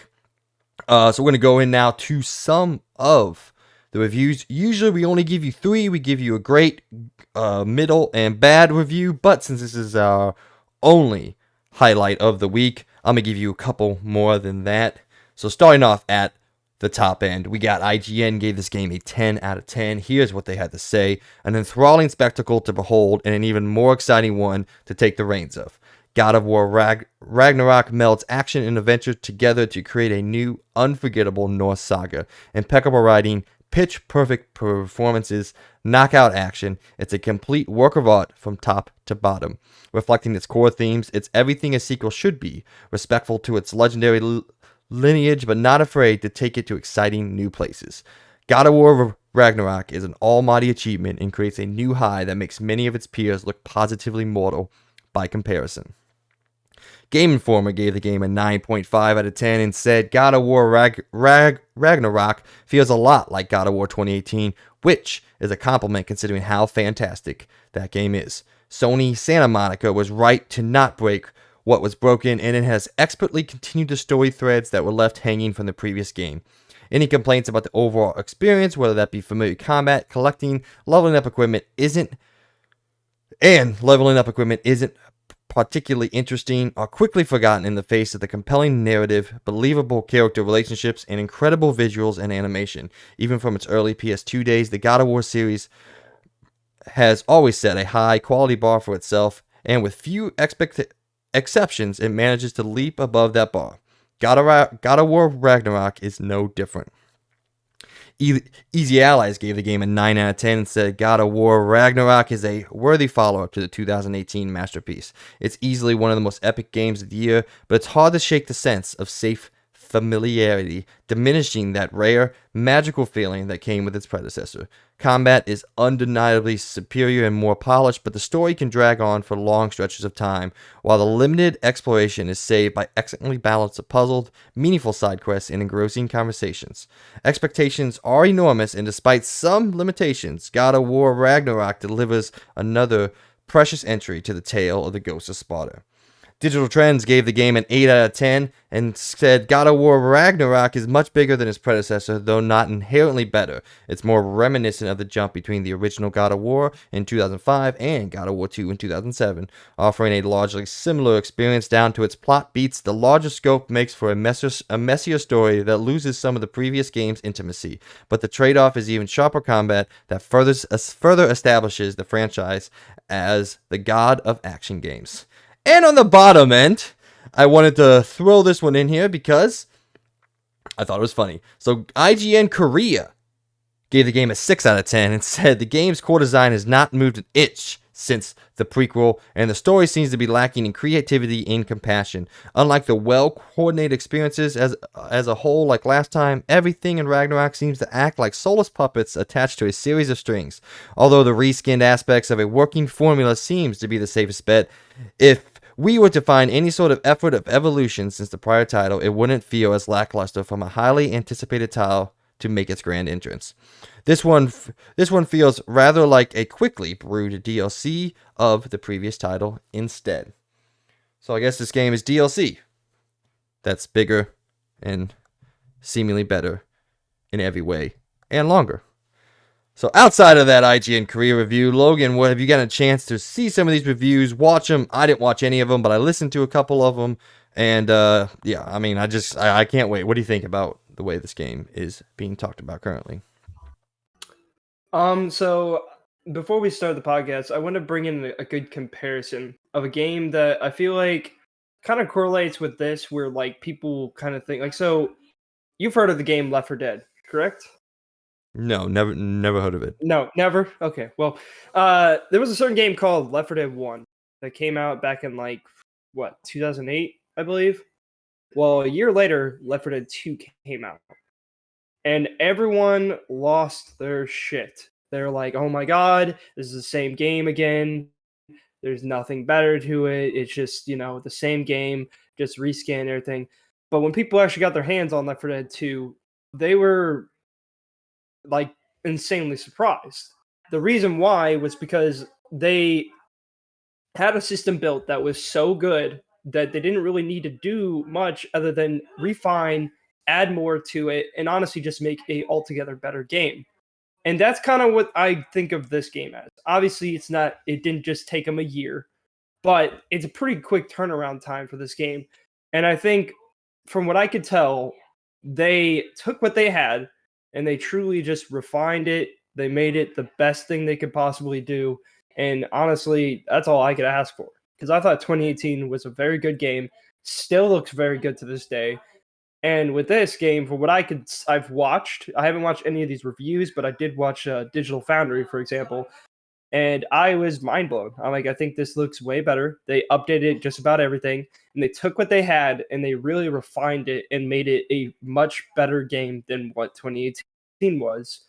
I haven't played it, so I'm not going to say that that's my thing, but I'm just going to go off of these reviews and what I've seen, and it just seems like a way better version of what 2018 was, and I'm very happy about it. And it looks better. It does look better. It doesn't look exactly the same. So I'm very excited for this game. I can't wait for it to come out, and I definitely don't think this is just a glorified DLC because it doesn't even look the same. It looks so much better. Like if you ever get a chance, to even just look at some of the screenshots or even some of the little clips that Digital Foundry shows, you'll see that it's a pretty wild difference, and it does look very, very good. Obviously, people need to know that this is a PS4 game first and foremost, so it isn't really utilizing all the PS5's power to its max, but it does add a lot of enhancements from what I could tell to what was the original 2018 game. And they took a lot of like from things like the PC port and all that, and honestly just altogether, even from the 2018 PC port, this game just still looks way, way better, even better than that. It looks insanely good, and honestly I'm happy for it because then it gives it a lot more performance headroom, and it can really truly max out and make this game look as best as it possibly can. So I'm very excited about it, and I don't get where IGN Korea went with this. I guess they didn't play 2018, or they just looked at screenshots of 2018 and said, "Oh, this is the same game." It's not. It's definitely not, from what I can tell. But again, I haven't played it, Yeah, so I'm going to be just going off of what these people had. I won't be able to till Wednesday. And I mean, I think we all know this. Me, Mike, and DJ are unbelievably excited for this game. yeah. I'm very excited. I So I only threw in the career review because I thought it was funny. They're not even a verified reviewer outlet on OpenCritic. They're only on Metacritic. So I yeah, threw them in okay, just because I thought it was funny. But yeah, I also am very confused. I've heard a lot of rumblings that in like, oh, this game was clearly made quickly, and it's just 4.5 years since 2018 came out. yeah, It's called well, God that's of War fair. 2018. That's fair. That's Well, not exactly a yeah. quick turnaround. Like Well, for modern games, that's a decently quick turnaround. You know what I mean? Like 4 years for like first person, and that's not a bad thing. I'm not saying this is a negative. I'm saying it was a pretty well, it wasn't supposed to come out like last year too, but then it got pushed back. Correct? Well, yeah, but no one actually believed it was Yeah. going to come out next Well, year. yeah, that's what I mean. Yeah, but still, like it's still a decent quick turnaround. Obviously, it's not as quick as like my example with Left 4 Dead, but still, Yeah. it's like they had this already down, and what they had the gameplay down and everything. So really, they already had a very good stepping stone, I would say, and really they just refined it and made it just so much better, and that's a good thing. I see nothing wrong with that, and that makes it. I mean, I'm very excited for it, so I have no problem with that. Yeah, now, like, I do want to tell people out there while I read 5 reviews here, or the summary of 5 reviews, to give you guys a good scale of what it is. The vast majority of people, this game is a 10 out of 10 or a 9 and above. Out of 122 reviews currently on OpenCritic, I think like 90 of them are either at a 10 or a 9 or above. So, like, while I read these to give you guys a good scale, the majority of people agree that this game is maybe not a masterpiece, but definitely top tier. And there's very few things that can compare to this game in the terms of the quality that you're getting. But my impressions overall was I wasn't surprised, but you know me, and we know the modern gaming industry fairly well, I would like to say. And there's always that little voice in the back of my head, or thought in the back of my head, like maybe it doesn't come together in the way that we expect it to, or the way that it looks like it's going to. There's been so many examples of this looks absolutely incredible. I can't wait to play. This looks like it's going to be amazing. And then it comes out, you're like, oh, well, that really wasn't what we all thought it was going to be. And that's happened too many times, especially in the last half decade or so, that there's always that little thought or that little voice back there that's saying, like, maybe it's not everything that it looks like to be. I'm flexing that thought heavily with the Harry Potter game coming out early next year. It looks absolutely incredible. I can't wait for it. But in the back of my mind, they're still like, is this all going to come together? Is it going to work? That's mostly because they haven't showed us shit for how the game actually plays. Like, they've only showed us how the game looks and talked about the different things you can do in it. So until they show us how the game plays and what you do on a base to base, then I'll come up with a greater thing. But that's neither here nor there. I'm just saying, like, I'm glad that this came together in a masterful way, and there was very little faith that it wouldn't do that for me. But again, there was still that voice. But overall, yeah, I can't wait. I'm frothing at the mouth for Thursday when I have my day off work to be able to sit down and play this game, which is probably going to be my longest single gaming session of this year so far. I'm also very excited Wednesday to be able to open the collector's edition. I didn't buy multiple, but the collector's edition that I got for the game. Seeing all the little knickknacks that I getting to display the hammer, getting to feel the hammer, and just seeing what that is. And so, yeah, overall, I'm glad people like this game as much as they do. I'm glad it's getting the chops that I felt like it deserved. And, yeah, so, great. I still don't get why people have it seemingly overnight come to the conclusion that sequels are bad now. I have no clue where that came from. It seems to only happen recently in recent memory that a sequel being similar or having the same elements as what came before is now a bad thing. And if a game doesn't give itself the God of War treatment every time it comes out, it's bad, And I don't know where that came from. I don't know why it's come on so much. While I love new experiences and all that, like, we're presumably getting Ghost of Tsushima 2 coming sometime in the next couple years. I don't want that game to be a massive change. I want it to be more Ghost of Tsushima, set maybe in a different area of Japan and with a different story. But I love that game. I love the way it plays. I love the way it feels, and I want more of that. So I don't understand where this idea came from, or how it's manifested so pervasively in video game media that sequels are bad because it's more of the same. I don't know. What do you got? Wait, I had my mic muted for a second there. I think, yeah, it's a little dumb but I think a lot of people too, like when they see something and it's like also graphically not a wild, like it definitely is a much better looking game, but is it, like I think when people look at it, they're like, is it a wild difference? And people, just because it's not a super wild, different looking game, people are also just comparing it for that reason too. And again, I don't see that as a bad thing because I think 2018 is a very good looking game, and I think this game looks even better. I do think that some of the clips they show don't do it justice, but when you actually get to see the game and like some of the clips I seen some pretty wild differences, and it looks very, very good. And I think when people actually get their hands on it and actually see how it is for what it is, it's a lot more impressive from what I could tell. From what I could tell, again, impression wise, I haven't played it. I'm just going off of impressions. It just looks really, really good. So, and I don't think people will be complaining when they actually finally get to play it. I think people are just jumping on this bandwagon that it looks the same, so it's going to be the same, but it doesn't look the same. It's not as wild different as probably people were saying. Like, I think people were expecting, like, how they had Horizon Zero Dawn and then they had Horizon Forbidden West. Horizon Forbidden West was a pretty big, like, huge difference, in my opinion. There was a lot more done to that game graphically. And I think people were comparing God of War 2018 to Ragnarok to being Ragnarok to be like, for Forbidden West, like with that huge of a difference. It won't be that huge of a difference, but there is a big difference no matter what. And I think when people get their hands on it, they're going to see that. And again, from the clips I've seen, I can even see that there's pretty big differences in it. And I think even gameplay wise, most importantly, there's probably going to be some big differences. So Yeah, the thing I'm most excited about is the thing I'm always most excited about is getting the chance to be told a seemingly fantastic story set in probably one of my favorite settings in gaming history.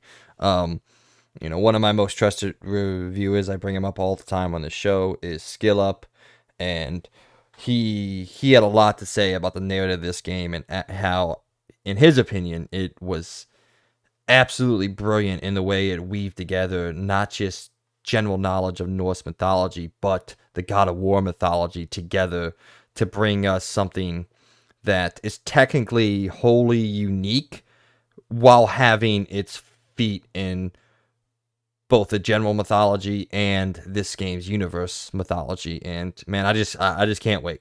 Outside of some of the what I think are maybe some lackluster criticisms, but they're not my criticisms. So, shout out to all you guys that got a chance to play it 2 weeks before all of us. I hate you.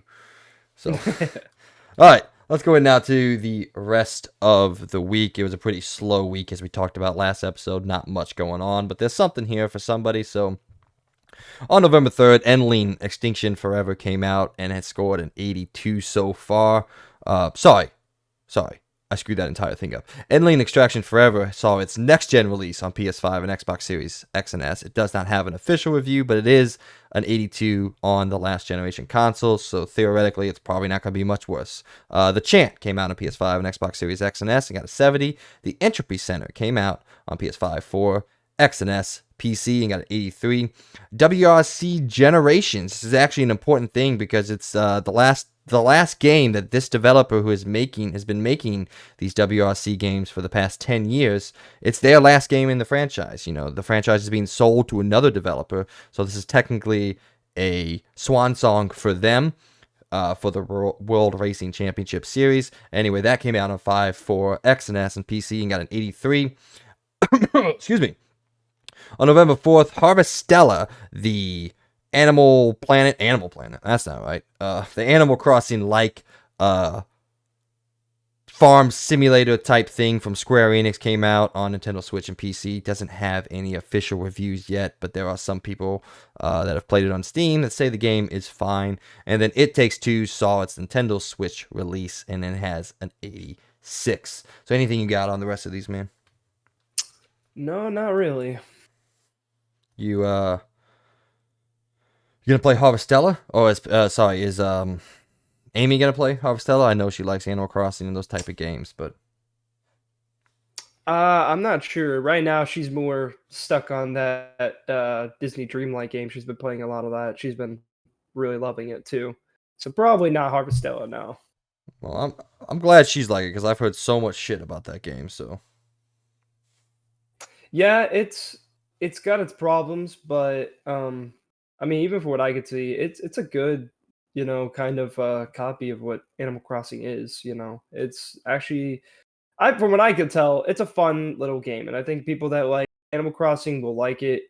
But it's pretty much the same concept, like one for one, basically, in my opinion. From what I played actual Animal Crossing on the Switch. By the way, I love.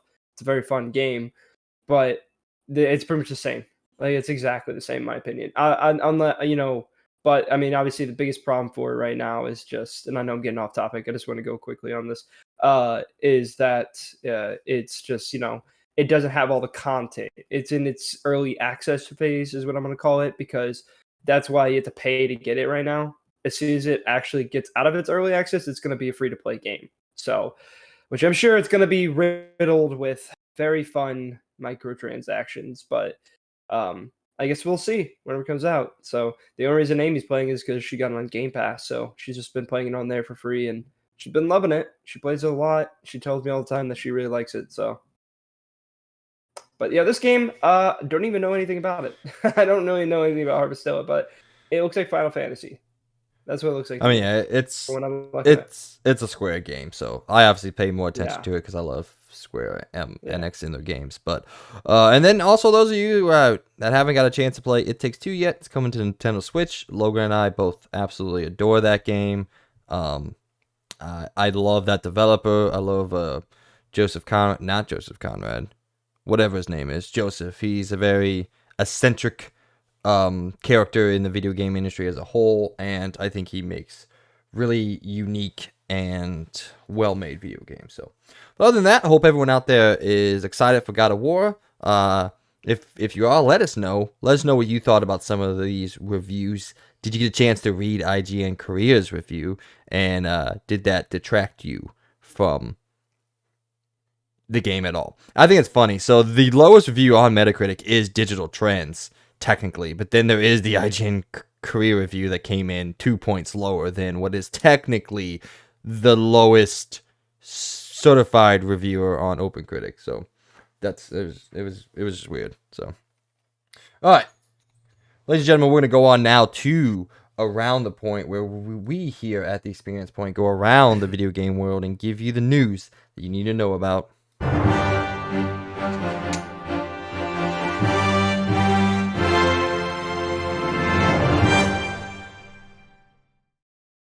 All right, starting out number one, the big story from the week: PlayStation and Sony have officially revealed the release date and pricing for the new PlayStation VR2 headset. It will be in our hands and grace us with its presence on February 22nd, 2023. It'll be sold for the price of $549.99. Pre-orders will begin on November 15th. And some information about what comes in each edition. The standard edition will come with the headset, obviously, with two VR2 Sense controllers and stereo headphones. There will also be a bundle coming in.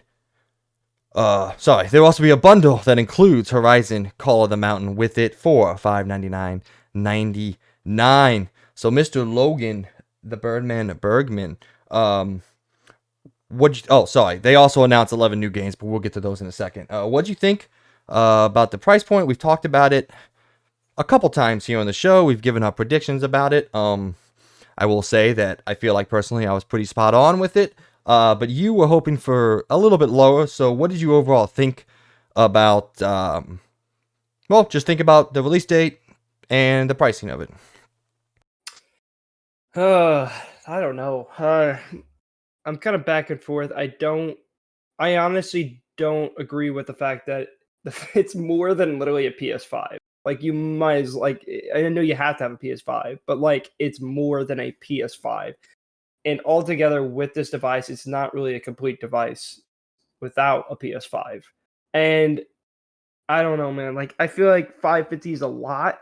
It's a bit excessively high. I mean, the fact that it's more than literally a PS5 is kind of insane in my opinion. I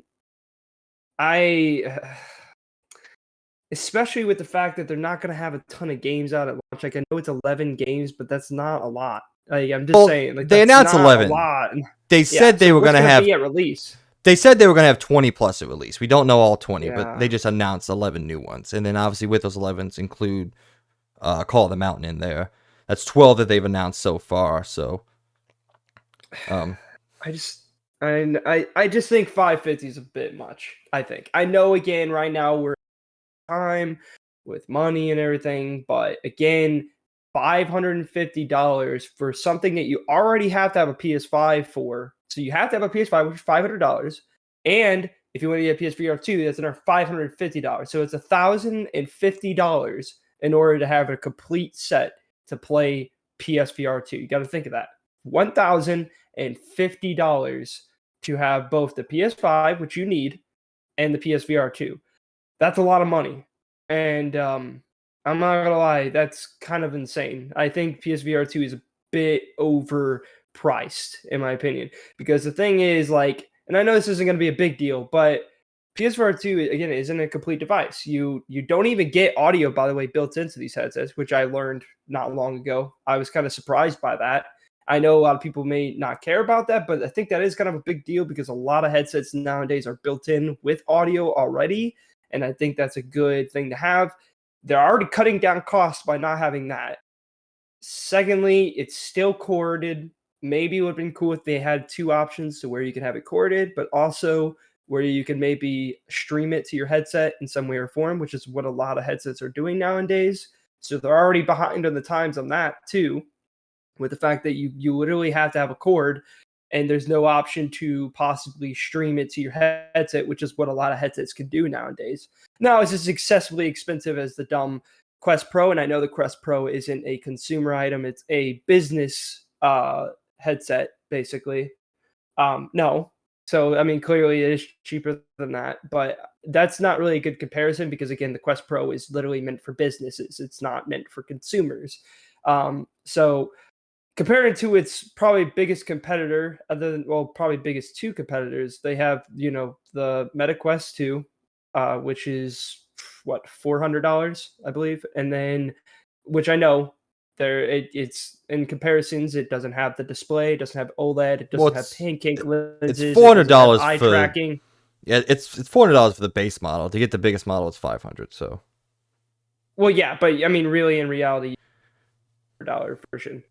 Um, but uh I think they went a little too high with it. Like, and I don't know how much it costs to build this thing, but again, it's not a complete device.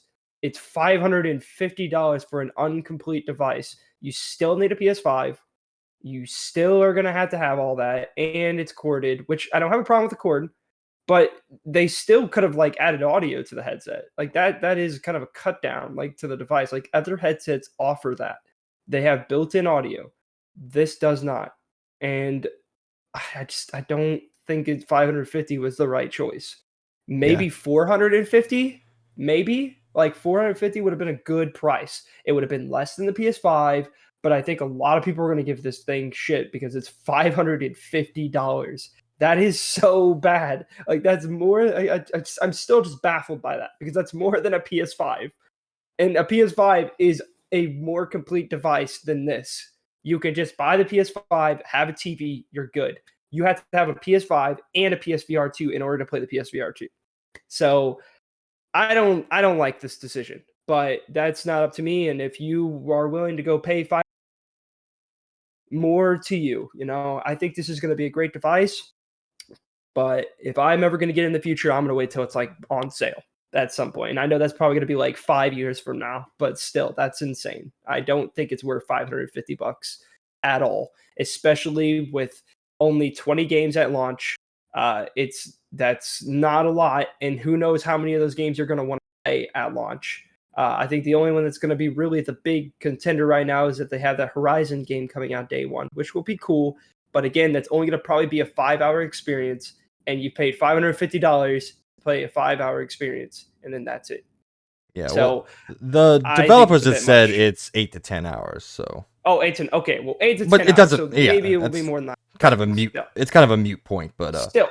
So Yeah, but I still, took some it's like time this week after they announced this, and I kind of sat back and I thought about why they came to this price. And now I'm not going to put words in Sony's mouth. Not that they pay attention or even give a flying fuck what I have to say about it, but I feel like they sat back and they looked at the VR market as a whole.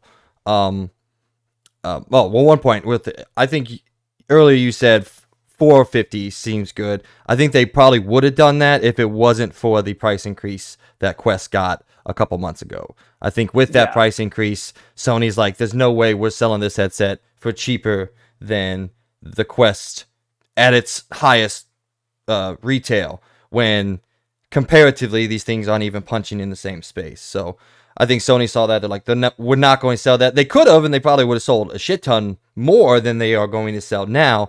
But I think they sat back, they looked at the market as a whole. They say, all right, look at our spec sheet, look at other competitors' spec sheets. And I even did this this week. I looked at obviously the MetaQuest Pro 2, which you said is not Pro 2, the MetaQuest Pro, which is not marketed towards gamers, obviously, but it is still a gaming headset that is capable of playing all the Quest games that come out on the store, and it actually has a comparable spec sheet to this one. It has a little bit lower resolution per eye, but it's in essentially the same realm. It has the eye tracking with foveated rendering via the eye tracking. It has inside-out tracking, which is just standard now anyway. And that's $1,500 for a complete unit. So everything you need to play the VR set is $1,500. When you look at something like the Valve Index, that has its controllers included, its headset included. That is $700.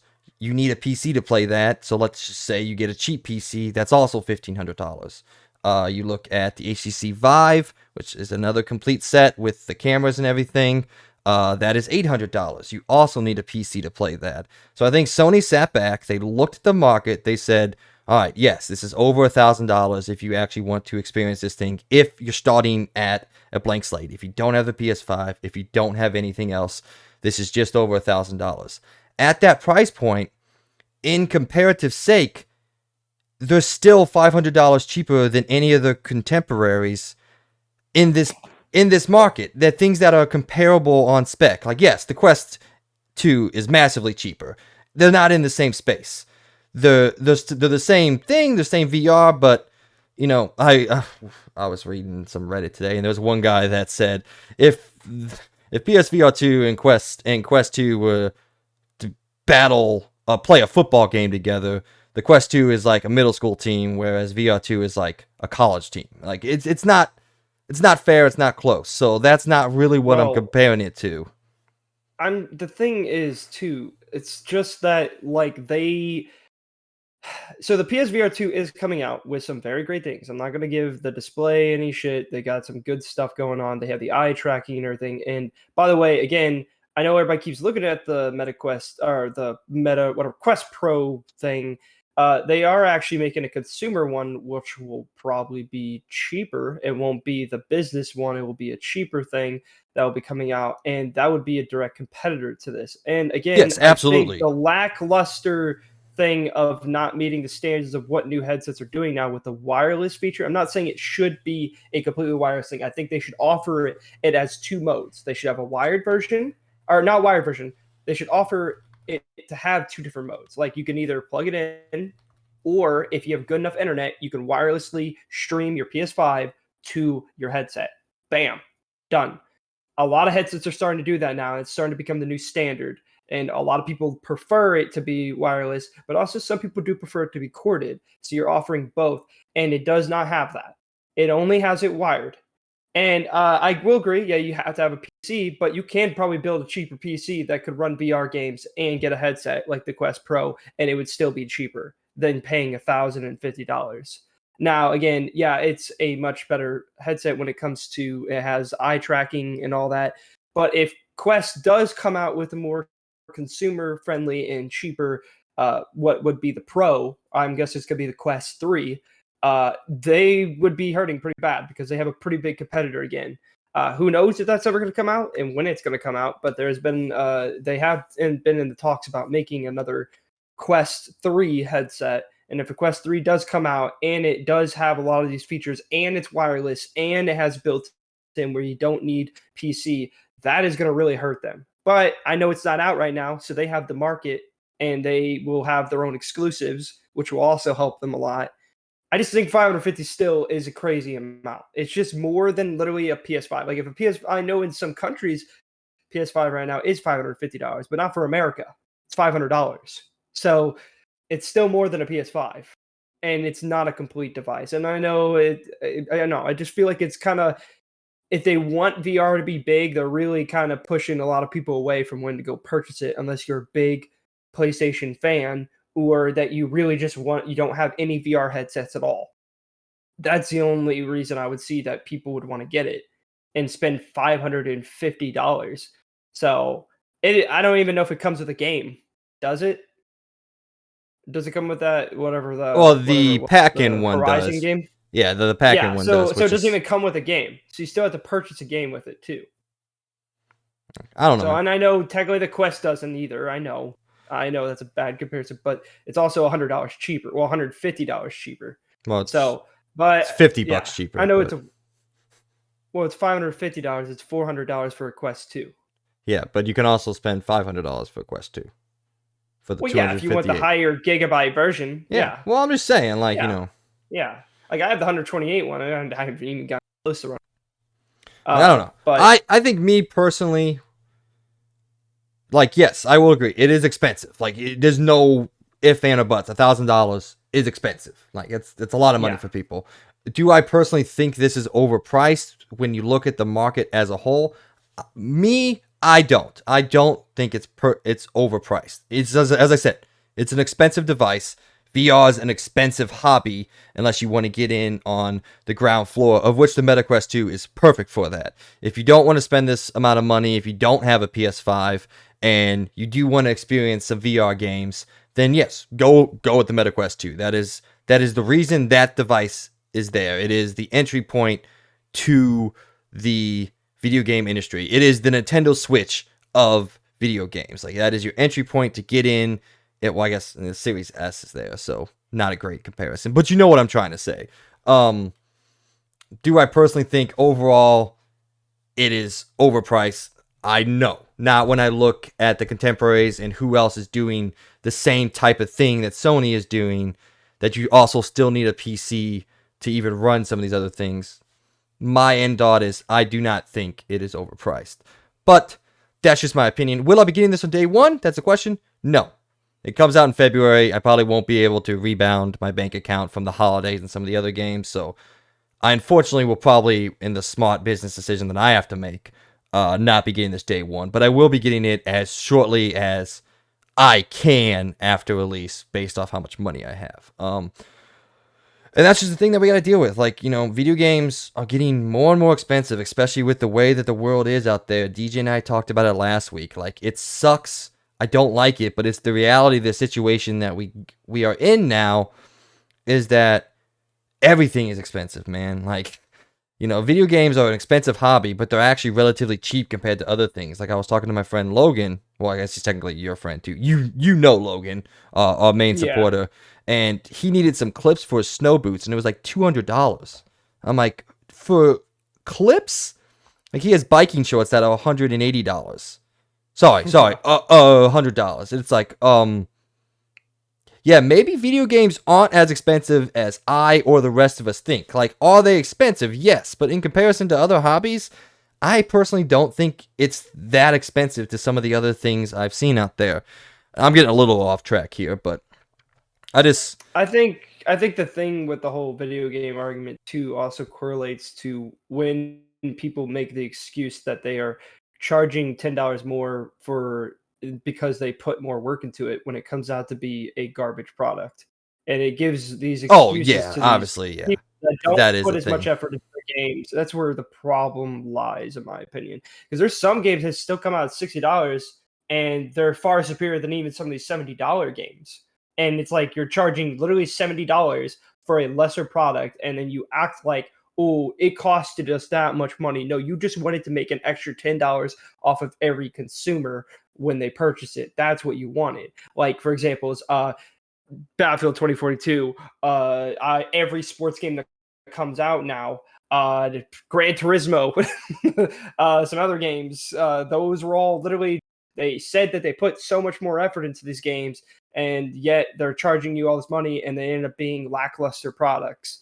But then there's still games coming out at $60, even less than $60, $40, and they're superior games. So it's like there's where the problem lies. I don't think there's a problem inherently in that the fact that they are going up price. If I see that product put all their effort and all their things into making a good game, I think it is worth $70. I don't see a problem with that. I bought God of War. I literally didn't blink an eye when I got it. I had no problem with it. But when games like, shitty sports games are coming out and they literally have done nothing differently in the past few games, and they're charging $70 for it, it is just absurd, in my opinion. And that's where I think there's a problem with this whole price increase, because even some games don't even go up to $70 still, and they're better games. So, and then people are more inherently going to be like, do I spend $10 more and buy this game, or do I just pay $60 and get this game? And there's also a really dumb thing right now, in my opinion, with the fact that there's this weird split between PC and console, where console's paying $10 more for a product that literally PC people have to spend $60 on. Like, for example, Callisto Protocol. $60 on PC, $70 on console. Why? 250 if you're me. Yeah. But why do we have to pay $10 more than PC? PC could do whatever they want with that game. We can't. And we're paying $10 more for literally someone to take a slider and move it up. That's it. And you're telling me we have to pay $10 more for that. That's where also I have a problem. If PC's not paying that price, why are we paying that price? Why are we getting the console tax? Why are we getting this? That's where I see another huge problem with the $70 thing. I don't have a problem with it if everyone's paying $70, but if PC's paying $60, I want to pay $60, not pay $70 for a video game. So I know this is way off topic. We're getting way. I'm sorry. Yeah. I was getting ready to reel you back in, but that's okay. I know. I'm stopping myself. No. But yeah, it's frustrating because like that's where I see the problem. Yeah, my end thought is I'm sympathetic, and I'm sorry for the people that this got outpriced for, and that sucks. I'm sad that you can't experience something that, I mean, if you're sad by this price, probably means you were going to want to get it, and now you can't. That sucks. But again, my end goal is I don't personally think it's overpriced based off the VR market as a whole when you look at it and everything it has included. But all right, let's run through the next 11 games. Or I guess not the next. The 11 games that they announced along with the announcement. None of them really matter anything. There's a couple interesting things here, but none of them are really like system sellers. Without that being Horizon there. So, Dark Pictures Switchback VR was announced, developed by Supermasses. This is very akin to what they did with PSVR 1 launch when they had that Until Dawn on-rail shooting horror game. Crossfire Sierra Squad, a first-person shooter from Smilegate. The Light Brigade, a single-player roguelike from Funktronic Labs. I don't know any of these developers, man. I need to educate myself on some of these VR developers. But Cities VR Enhanced Edition from Fast Travel Games, an adaptation of the very popular city builder Cities Skylines. Cosmosis High, a new adventure from Alchemy Labs. I actually know Alchemy Labs. I know that one. The ones behind the Job Simulator and all that. Hello Neighbor Search and Rescue from Tiny Build Games and Steel Wool Studios. Jurassic World Aftermath Collection. A collection of both games from Jurassic World and Jurassic World Fallen Kingdom. Pistol Whip VR. I know that one. That one's very much beloved. So that will be getting a free upgrade to PSVR 2 version if you own the PSVR 1 version. Zenith The Last City for PSVR 2, an MMO, which apparently features a full story and immersive combat. After the Fall from Vertigo Games, a co-op shooter set in a post-apocalyptic version of Los Angeles. Tentacular from Fire Punch Games, a charming VR game about a gigantic but good-hearted tentacle beast trying to figure out its place in the world. And that was it. Also included, obviously, Horizon Call of the Mountain and Resident Evil Village. So does any of these games tickle your ball sack? Any? Outside of Pistol Whip VR, I don't really care about any of these. Maybe the Dark Pictures games, because I did enjoy the Until Dawn game on PSVR 1. I thought it was a cool 2-hour experience, but doesn't really tickle my fancy that much. I know Afterfall is a really good game. It's been out for a while now, but it's basically like Left 4 Dead, but in VR. And a lot of people have praised it. It's been really, really good. I haven't played it, but it's been out for a while. Pistol Whip, I know is good. I've seen a lot of gameplay on it. It's really cool. It's basically Beat Saber, but with guns. So that's pretty cool. I've always wanted to play it, but I haven't purchased it or anything. And honestly, that's it. I don't really know. I haven't watched anything about the Dark Pictures switchback thing, but if it is like what you said, that's kind of lame. If it literally is just an on-rail shooter thing, but who knows? Maybe it's got a lot more depth to it than I know. But other than that, all these look okay. They look okay. I know the city thing is becoming a bigger thing, which is kind of cool. I think a city builder would be kind of fun in a VR game. Um, Other than that, yeah, I'm kinda surprised still there wasn't more, like, I know whenever Resident Evil 2 does come out, they are gonna be having a VR for that, or not Resident Evil 2, Resident Evil 4, they're gonna be having a VR thing for that, which I bet you will be pretty dope. I mean, looking at literally the VR thing they did for the Resident Evil 4 Classic, I thought that was pretty sick, so I can't even imagine what it's gonna be like when they have it for the new game. Other than that, yeah. I mean, I'm surprised they didn't say too, because I thought Resident Evil 8 was supposed to be a launch thing because they showcase it in all the videos. So unless that's just on a different list I'm not looking at right now. Other than that, yeah. Well, if you look at the same list, it's at the very bottom with Call of the Mountain. Okay. All But right. all right, our second story of the week, ladies and gentlemen, Call of Duty has had an absolutely gargantuan launch over its first weekend. It has set the record for the best-selling weekend in franchise history, with a total of 800 million worldwide in sell-through after only 3 days on the market. The previous record was held by 2011's Modern Warfare 3, which brought in 775 million across a 5-day span. So 2 less days, 25 more $1 million. This is what Infinity Ward had to say. Thank you, Call of Duty players, for making Modern Warfare 2's launch one of the record books, as well as the highest grossing entertainment opening of the year. It is our honor and privilege to deliver such a historic launch weekend for the best fans in the world. As amazing as this opening has been, Call of Duty has much more in store. An unprecedented level of support for the Modern Warfare universe is on the horizon, and Warzone 2.0's launch is right around the corner. It's an incredible time for the franchise. Thank you, all of the players. So, yeah, a game that we've talked about now for 2 weeks.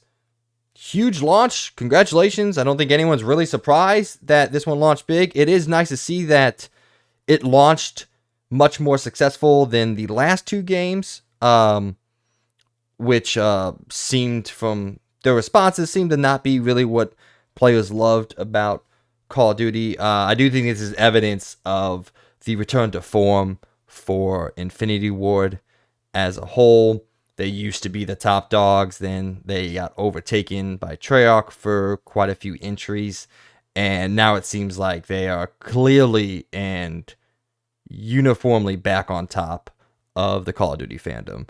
So what do you think, man? Oh, that's nothing but good news. Well, kind of. I hope this doesn't get to their head, and I hope it doesn't delay them making their fixes to the game. I hope this isn't a 3-month thing where they're trying to fix the game. But other than that, this is good. I'm happy to see that this game's doing good. I clearly think this is one of the better Call of Duties they've come out with in a long while. I mean, I even thought the same about 2019. I think the last 2 CODs were very lackluster, especially Vanguard. Oh, dude, that game did not look good at all. I didn't even play it, and I don't care to ever play it. Um, Cold War was a good game. I like zombies in campaign. Multiplayer was sucky, and it kind of did a 360 turn from what 2019 was as a whole. And I'm happy to get back to this because I think Infinity War has the best gunplay and, in my opinion, the most enjoyable first-person shooter game out right now. So I mean, dude, they have the charts right now. They are at the top. and no one has come close. So, especially with 24/2 and Infinite being very lackluster, dude, they have it. They have everything they want. They are truly the king of the hill right now. Do you think Doctor Disrespect's game that he's making is gonna move the needle at all? What's it No, called? Midnight Society or something like that? no, No, you don't think it's gonna move the needle? It looks no. It looks interesting. bad. Does it? Oh, well, I don't know much about Yeah, first person shooters, so I watched a YouTuber play his early access thing, and it looked like hot garbage. It looked like a bunch of assets that they put into it with very lackluster gameplay, and it just doesn't seem like it's even slightly close to being ready. Like not even like an inch close. Like everything just looks very bad. And I think people are very much overhyping his game, and he's overhyping his game. It's gonna be dog shit. I'm sorry, it's gonna suck. But all right. good Well, you luck. you heard it first from the Birdman himself. Modern Society is gonna be the worst game ever released. I'm just kidding.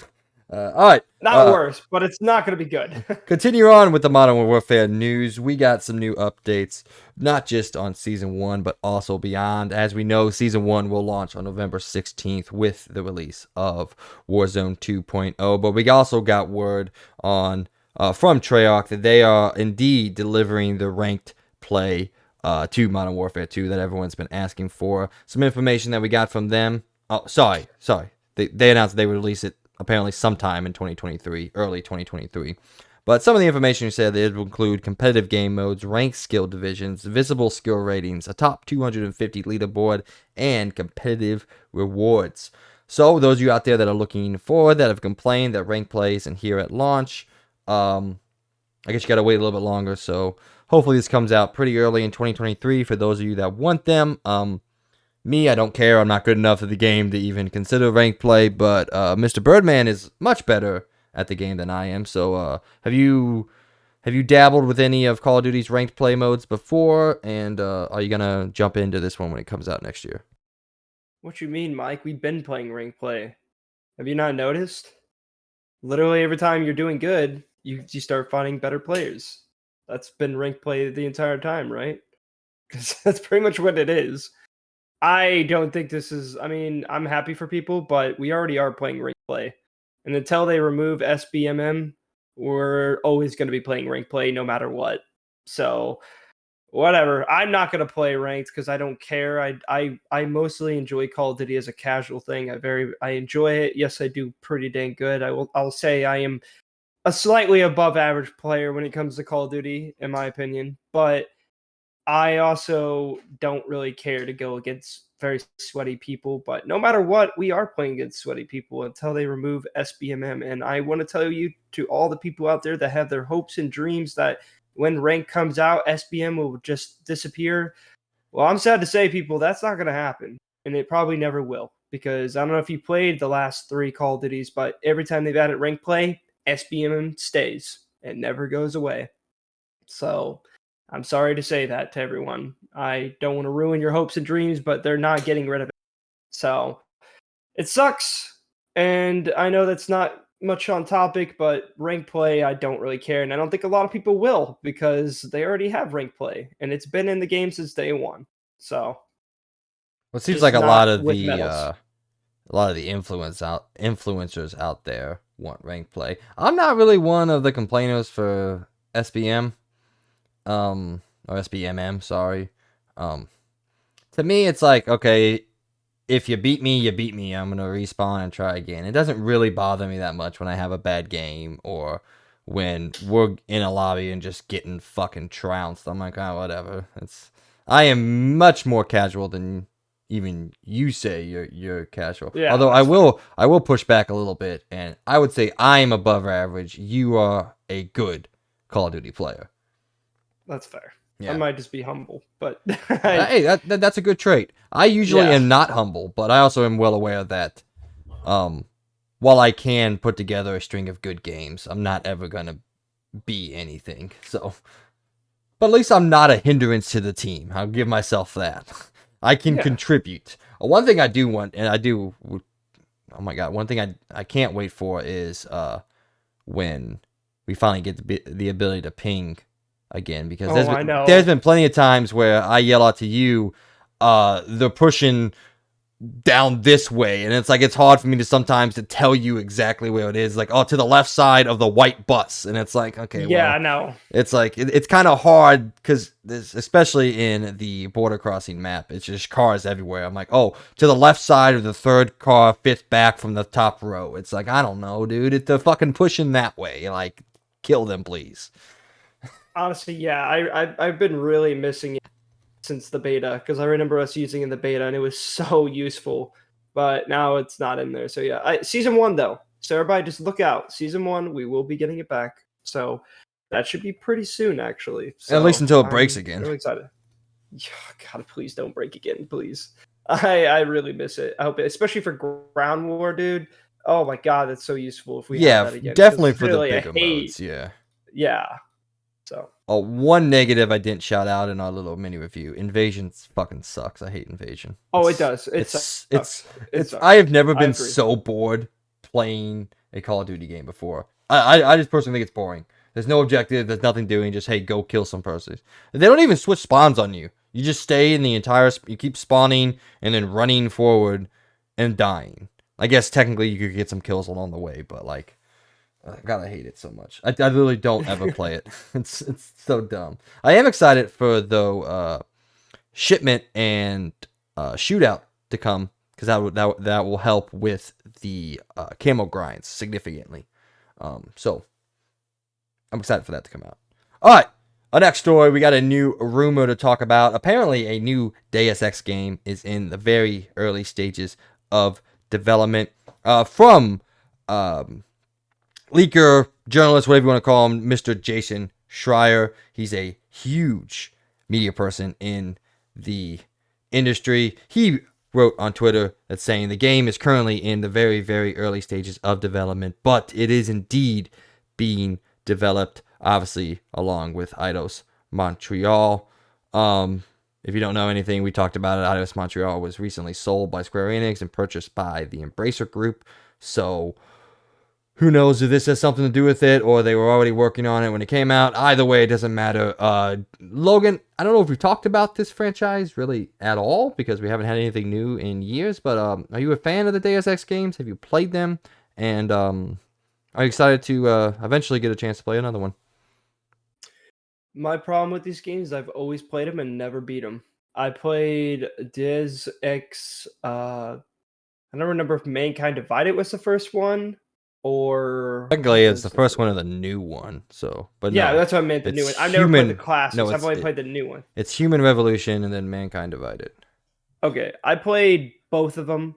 Uh, I didn't. I liked it a little bit the first one, but I feel like it was kind of held back. But I feel like Mankind Divided, I much more preferred. I enjoyed the gameplay more, and honestly, it did some things that I wish Cyberpunk would have done. I like the new, like the whole system where you can like change your like what kind of abilities you can do, but you can only have so much before you kind of like overdo your like I don't even know what the hell it's called, like per like computer board or whatever inside your body.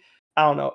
I actually really liked Mankind Divided a lot, and then I just never beat it, which sucks because I just have that problem. I think it was actually really, really fun from what I did play, and the story was really, really good, and the gameplay was just way better than Human Revolution. Uh, but I just never got to beat it.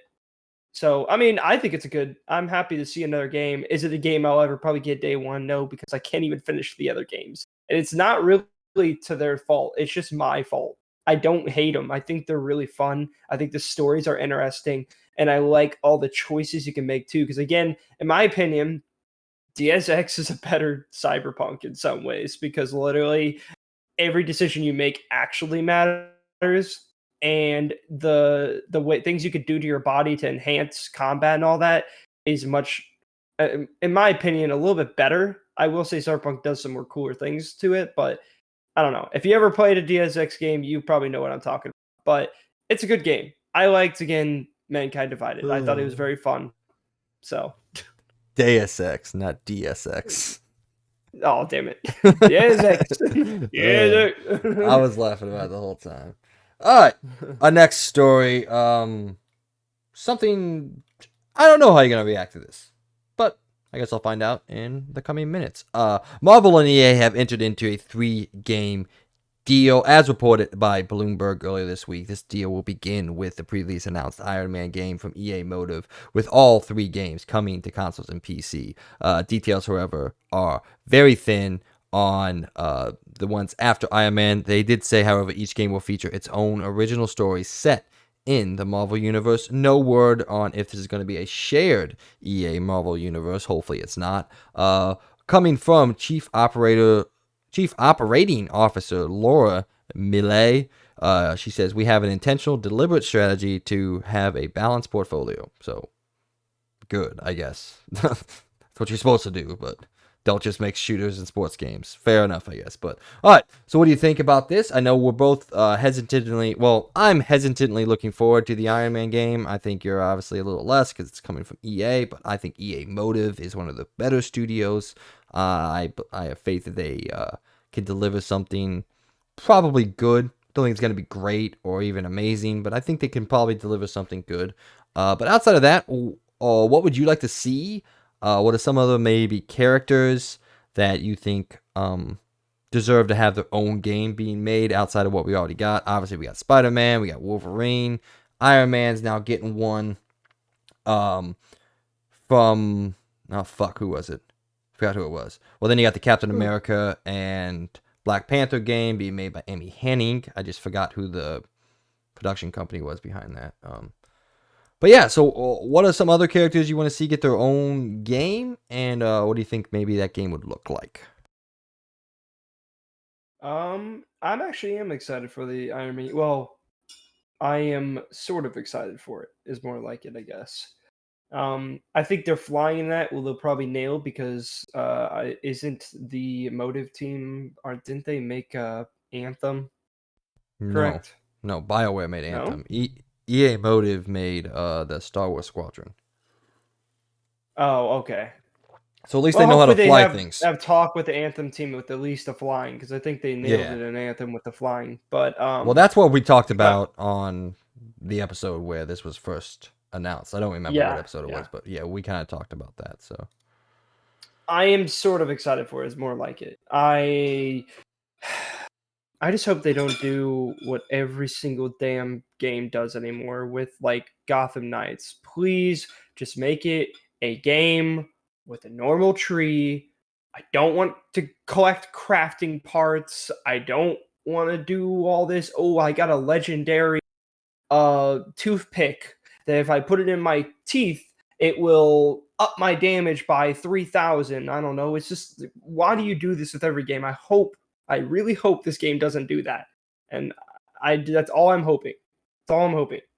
Because I know EA and really in love with this new stupid trend of making these dumb things, but I don't know. I know they haven't made a game like that. At least I don't think so. I'm not correlating with anything else, but I'm just scared about all superhero games anymore, other than Spider-Man and Wolverine. I'm just scared if they're gonna keep adding this dumb, system where you have to get stupid crafting parts to build different armor parts and stuff. Like, I don't need to do that. You're Iron Man. You don't need to go get crafting parts to build your thing. Like, you could just make a new suit. So I don't know.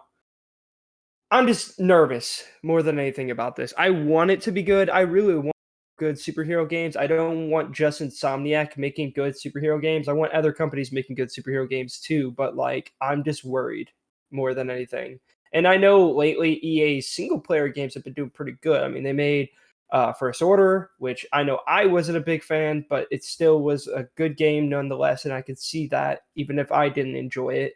Um, and what was the other game? Oh yeah, I guess Squadron was pretty cool. It was an amazing game, but it was cool. It did what it was supposed to do, and it did it well. Um, so I don't know. I'm excited for this. I'm also interested to see what the other Marvel games are going to be like, especially that the one with the Captain America, Black Panther, and all that. How that's going to be. Though that game kind of scares me too because it seems like it's going down that Avengers route where you're probably going to have, or no, maybe more like Gotham Knights route. So we'll see. I don't know, any game now Nah. where it has multiple heroes on the screen and it's 4 of them, I'm like, all right, it's a Gotham Knights, isn't it? We're Man, gonna have a Gotham Knights or Avengers. it's Amy Hennig. I don't think she would make that game or want to make that game. So I think Amy Hennig is very much good at making the type of game she makes. I don't feel like she's been in the industry for long enough. I don't feel like she would get pushed to do something she doesn't want to do. So at least I hope. I don't know. Yeah, I hope so too. I don't know. That's my only thing with this. I think I am happy to see more superhero games. I'm excited to see more Marvel games, but I'm gonna definitely keep my expectations at its lowest point because the only company I believe in anymore when it comes to superhero games is Insomniac, which is very sad. So I want these games to be good. I really do. It's not that I want them to be bad. I just don't trust any other company anymore when it comes to superhero games. They all Uh, make the same game unless it's Insomniac. They actually make good games. So One game that I've always wanted to see, and I've been saying this since Arkham City probably is I want to see a Daredevil game in the same kind of vein because he is kind of the similar style of fighter, but I don't know, I just like Daredevil, and I'd like to see a Daredevil game. Who dude, else? that would be sick. Probably I feel like I don't know. I feel like Nightcrawler would be a good video game character to just control. Like I don't think they would make that game because he's not a popular enough character to carry an entire game by itself. But I think like the transportation abilities and all that very similar to like what we saw in oh my god, what's the name of the game? Arcane Dishonored? Studios. Yeah, Dishonored. Thank you, Dishonored, and Yeah. then Deathloop. With Yeah. the flash ability. I think that would be really cool to be able to kind of just jump around and take. I think I don't know. I feel like the gameplay would be really cool. Although, like I said, probably never get a game starring him because he's a small enough character that he probably can't carry a whole game. But outside of that, I'd like to see a Black Widow game. I think there's enough interesting stories to be told in the Black Widow universe, and now with her popularity of the MCU, and then with her sister now, Yelena, becoming a fairly prominent character in Phase 4 and beyond, I think the time's right. Come out with a Black Widow game, Not just a female-led game. I don't really care about that too much, but I just think she's a cool character, and she lends herself well to controlling in a video game. Again, very akin to like Batman or something like that. She has gadgets and fun hand-to-hand combat, and I just feel like you could make a very interesting game that would probably be a fairly serious story with some of her background and all that we know from the MCU and the comics. So those are just some off the top of my head, but I think there's a lot of comic book characters that would lend themselves well to a video game. You just got to get someone in there who doesn't suck at making games. Honestly, yeah. I do want to cut in. I forgot to mention, I don't remember the company now, but I know Square Enix is a part of it. The Guardians of the Galaxy game too. That's probably the only art company I trust because Guardians of the Eidos Galaxy Montreal. was a very good game. Yeah. They made a very, very good Guardians of the Galaxy game. So, but yeah, I think I agree with that. That'd be pretty cool to see a Black Widow game, but I feel like so many companies now, they're just so scared to make, I don't know, not scared, but I just don't see them ever making, like, they always like seem like they have to put a bunch of characters in there because they think that's the only way to make it popular instead of just making it about singular characters or even a singular group. Well, I guess they kind of did with Avengers, but I don't know. Yeah, it'd be kind of cool to see a Black Widow game, especially if they put a lot of effort, made a very good story out of it. It could be a very cool game. I think a lot of characters could have that. Like maybe another Incredible Hulk game. That'd be kind of cool if they actually put effort into it and made a good Incredible Hulk. I think people would be down for that. Yeah, But see, I don't know really, I don't know if that would I would want a Hulk game in the AAA format. I think like a smaller budget indie s like Hulk game, like very akin to like Ultimate Destruction. I think that would be really cool. yes, I don't yeah, know if I want like a full AAA game with the Hulk, because me personally, while I like him, I don't think he's an interesting enough character to carry an entire narrative through. But that's fair. he's cool to blow shit up with. So, all right. Let's combine all these last stories. We're running a little long from some of the earlier things. So our last three stories, I'm gonna combine them all together and let you guys know. CD Projekt has announced the new director for the next Witcher trilogy, or Witcher saga, if you would say. Sebastian Kambala, probably butchered that, but who knows? If you don't know out there, he served as the lead animator for both Witcher 3, Wild Hunt, and Cyberpunk 2077. He's been with the studio since 2014, and before this, he was the head of animation and animation director for CD Projekt Red, overseeing all creative and managerial aspects of animation in the company. So he has been tapped to direct the new Witcher saga moving forward. The Callisto Protocol has announced a new 6-episode scripted podcast series called Helix Station. The first episode's launched on November 3rd, and the final episode will launch one day before the game comes out. So look forward to that. I've checked out the first episode. Really fucking cool. I love scripted podcast. I think it's great. I know we talked about the Batman one a while ago that came out. That one was fantastic. So this is just cool. So go check that out if you have any passing interest in the Callisto Protocol universe as a whole. And the final news, speaking to Famitsu earlier this week, the director of Final Fantasy 16 has said that development is 95% done and a release date should be revealed by the end of this year. Don't have too long, so make it quick, I guess. But yeah, so those are the last 3 major stories. Logan, anything you got to say on any of them before we wrap this thing up and get out of here? Awesome to see we have a good director. Also very cool that Callisto Protocol is coming out with a scripted podcast. I think these are kind of cool. Makes it, I don't know, it kind of, helps keep the hype up. And it's very interesting to learn maybe a prequel story about what happens beforehand. So I think that's really cool and actually pretty dope. Maybe I'll listen to it. We'll see. But again, I'll probably not play it, obviously. So I'll probably listen to it. We'll see. And you know what I think about Final Fantasy, so I don't have anything to say about that. You should, but you don't. So, all right. The last Yeah. thing before we go to the wrap up, I just want to give a shout out to our audience out there. Some dickhole that works at Target, not me, but someone else, accidentally sold Ragnarok early, so there are spoilers starting to leak out. So keep a tight knit on your Google searches and your YouTube searches, and try to not look at anything that has God of War in it at all. Also, if you care, Sonic spoilers have made their way out to the internet as well. So look out for the little blue blur roaming around your screens if you don't want to have the new Sonic Frontiers story spoiled for you. Other than that, said, let's go to. Hold on. I'm typing 18 wrong things. So, all right. So out this week, obviously we got a pretty big week. A lot of games coming out.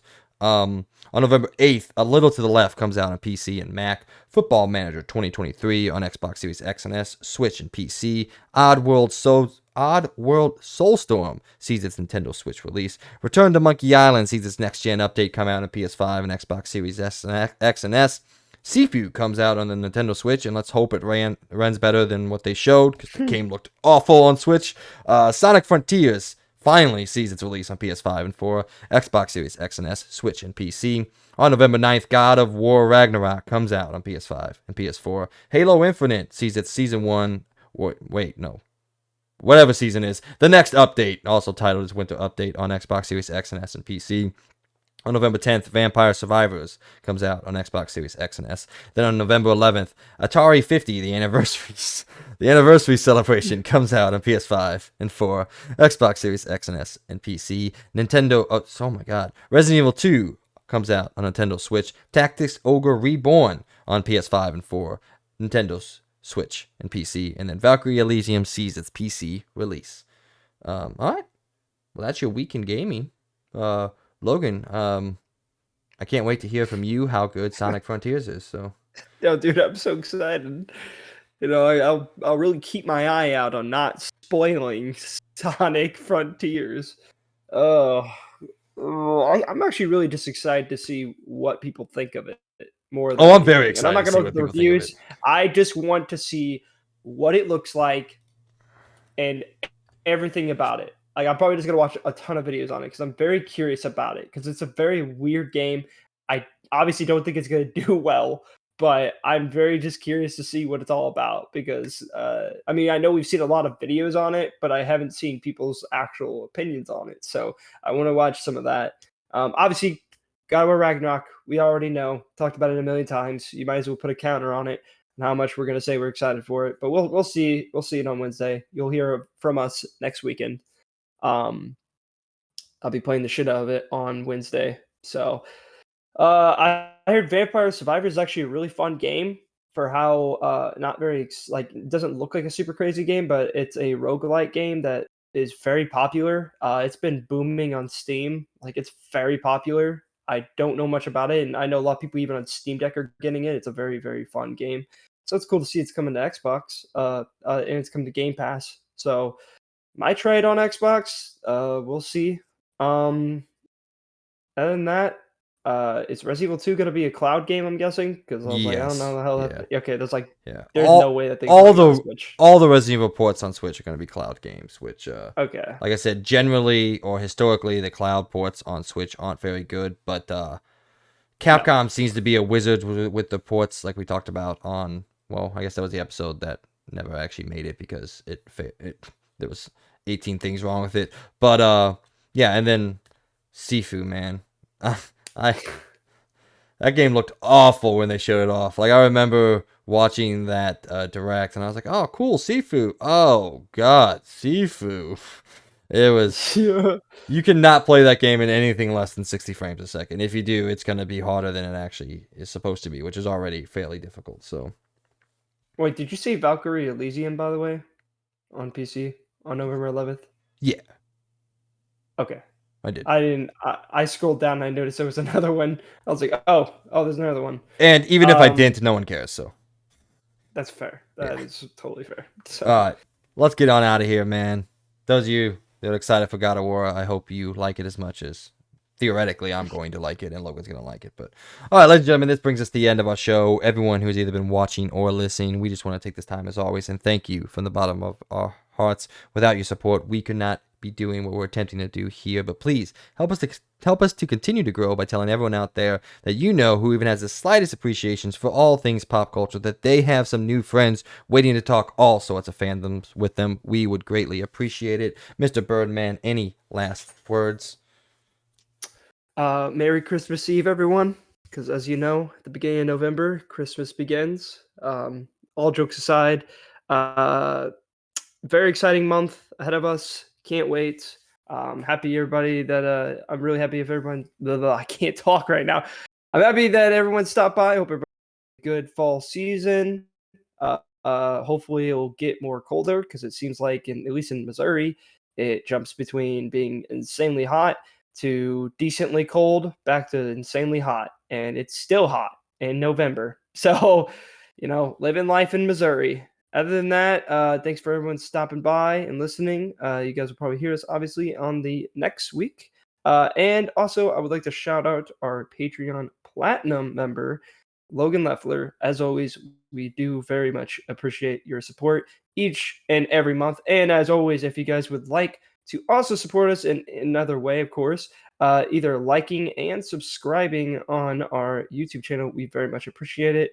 And hopefully, by next year, I would probably say we will hopefully get these up in different platforms. So, other than that, you guys will hear us on the next one. Yeah, speaking of Christmas stuff, I got mad. Last night on my way home, my neighbor has Christmas lights off, and it just pissed me off. I'm like, dude, it is November 5th. Fuck off.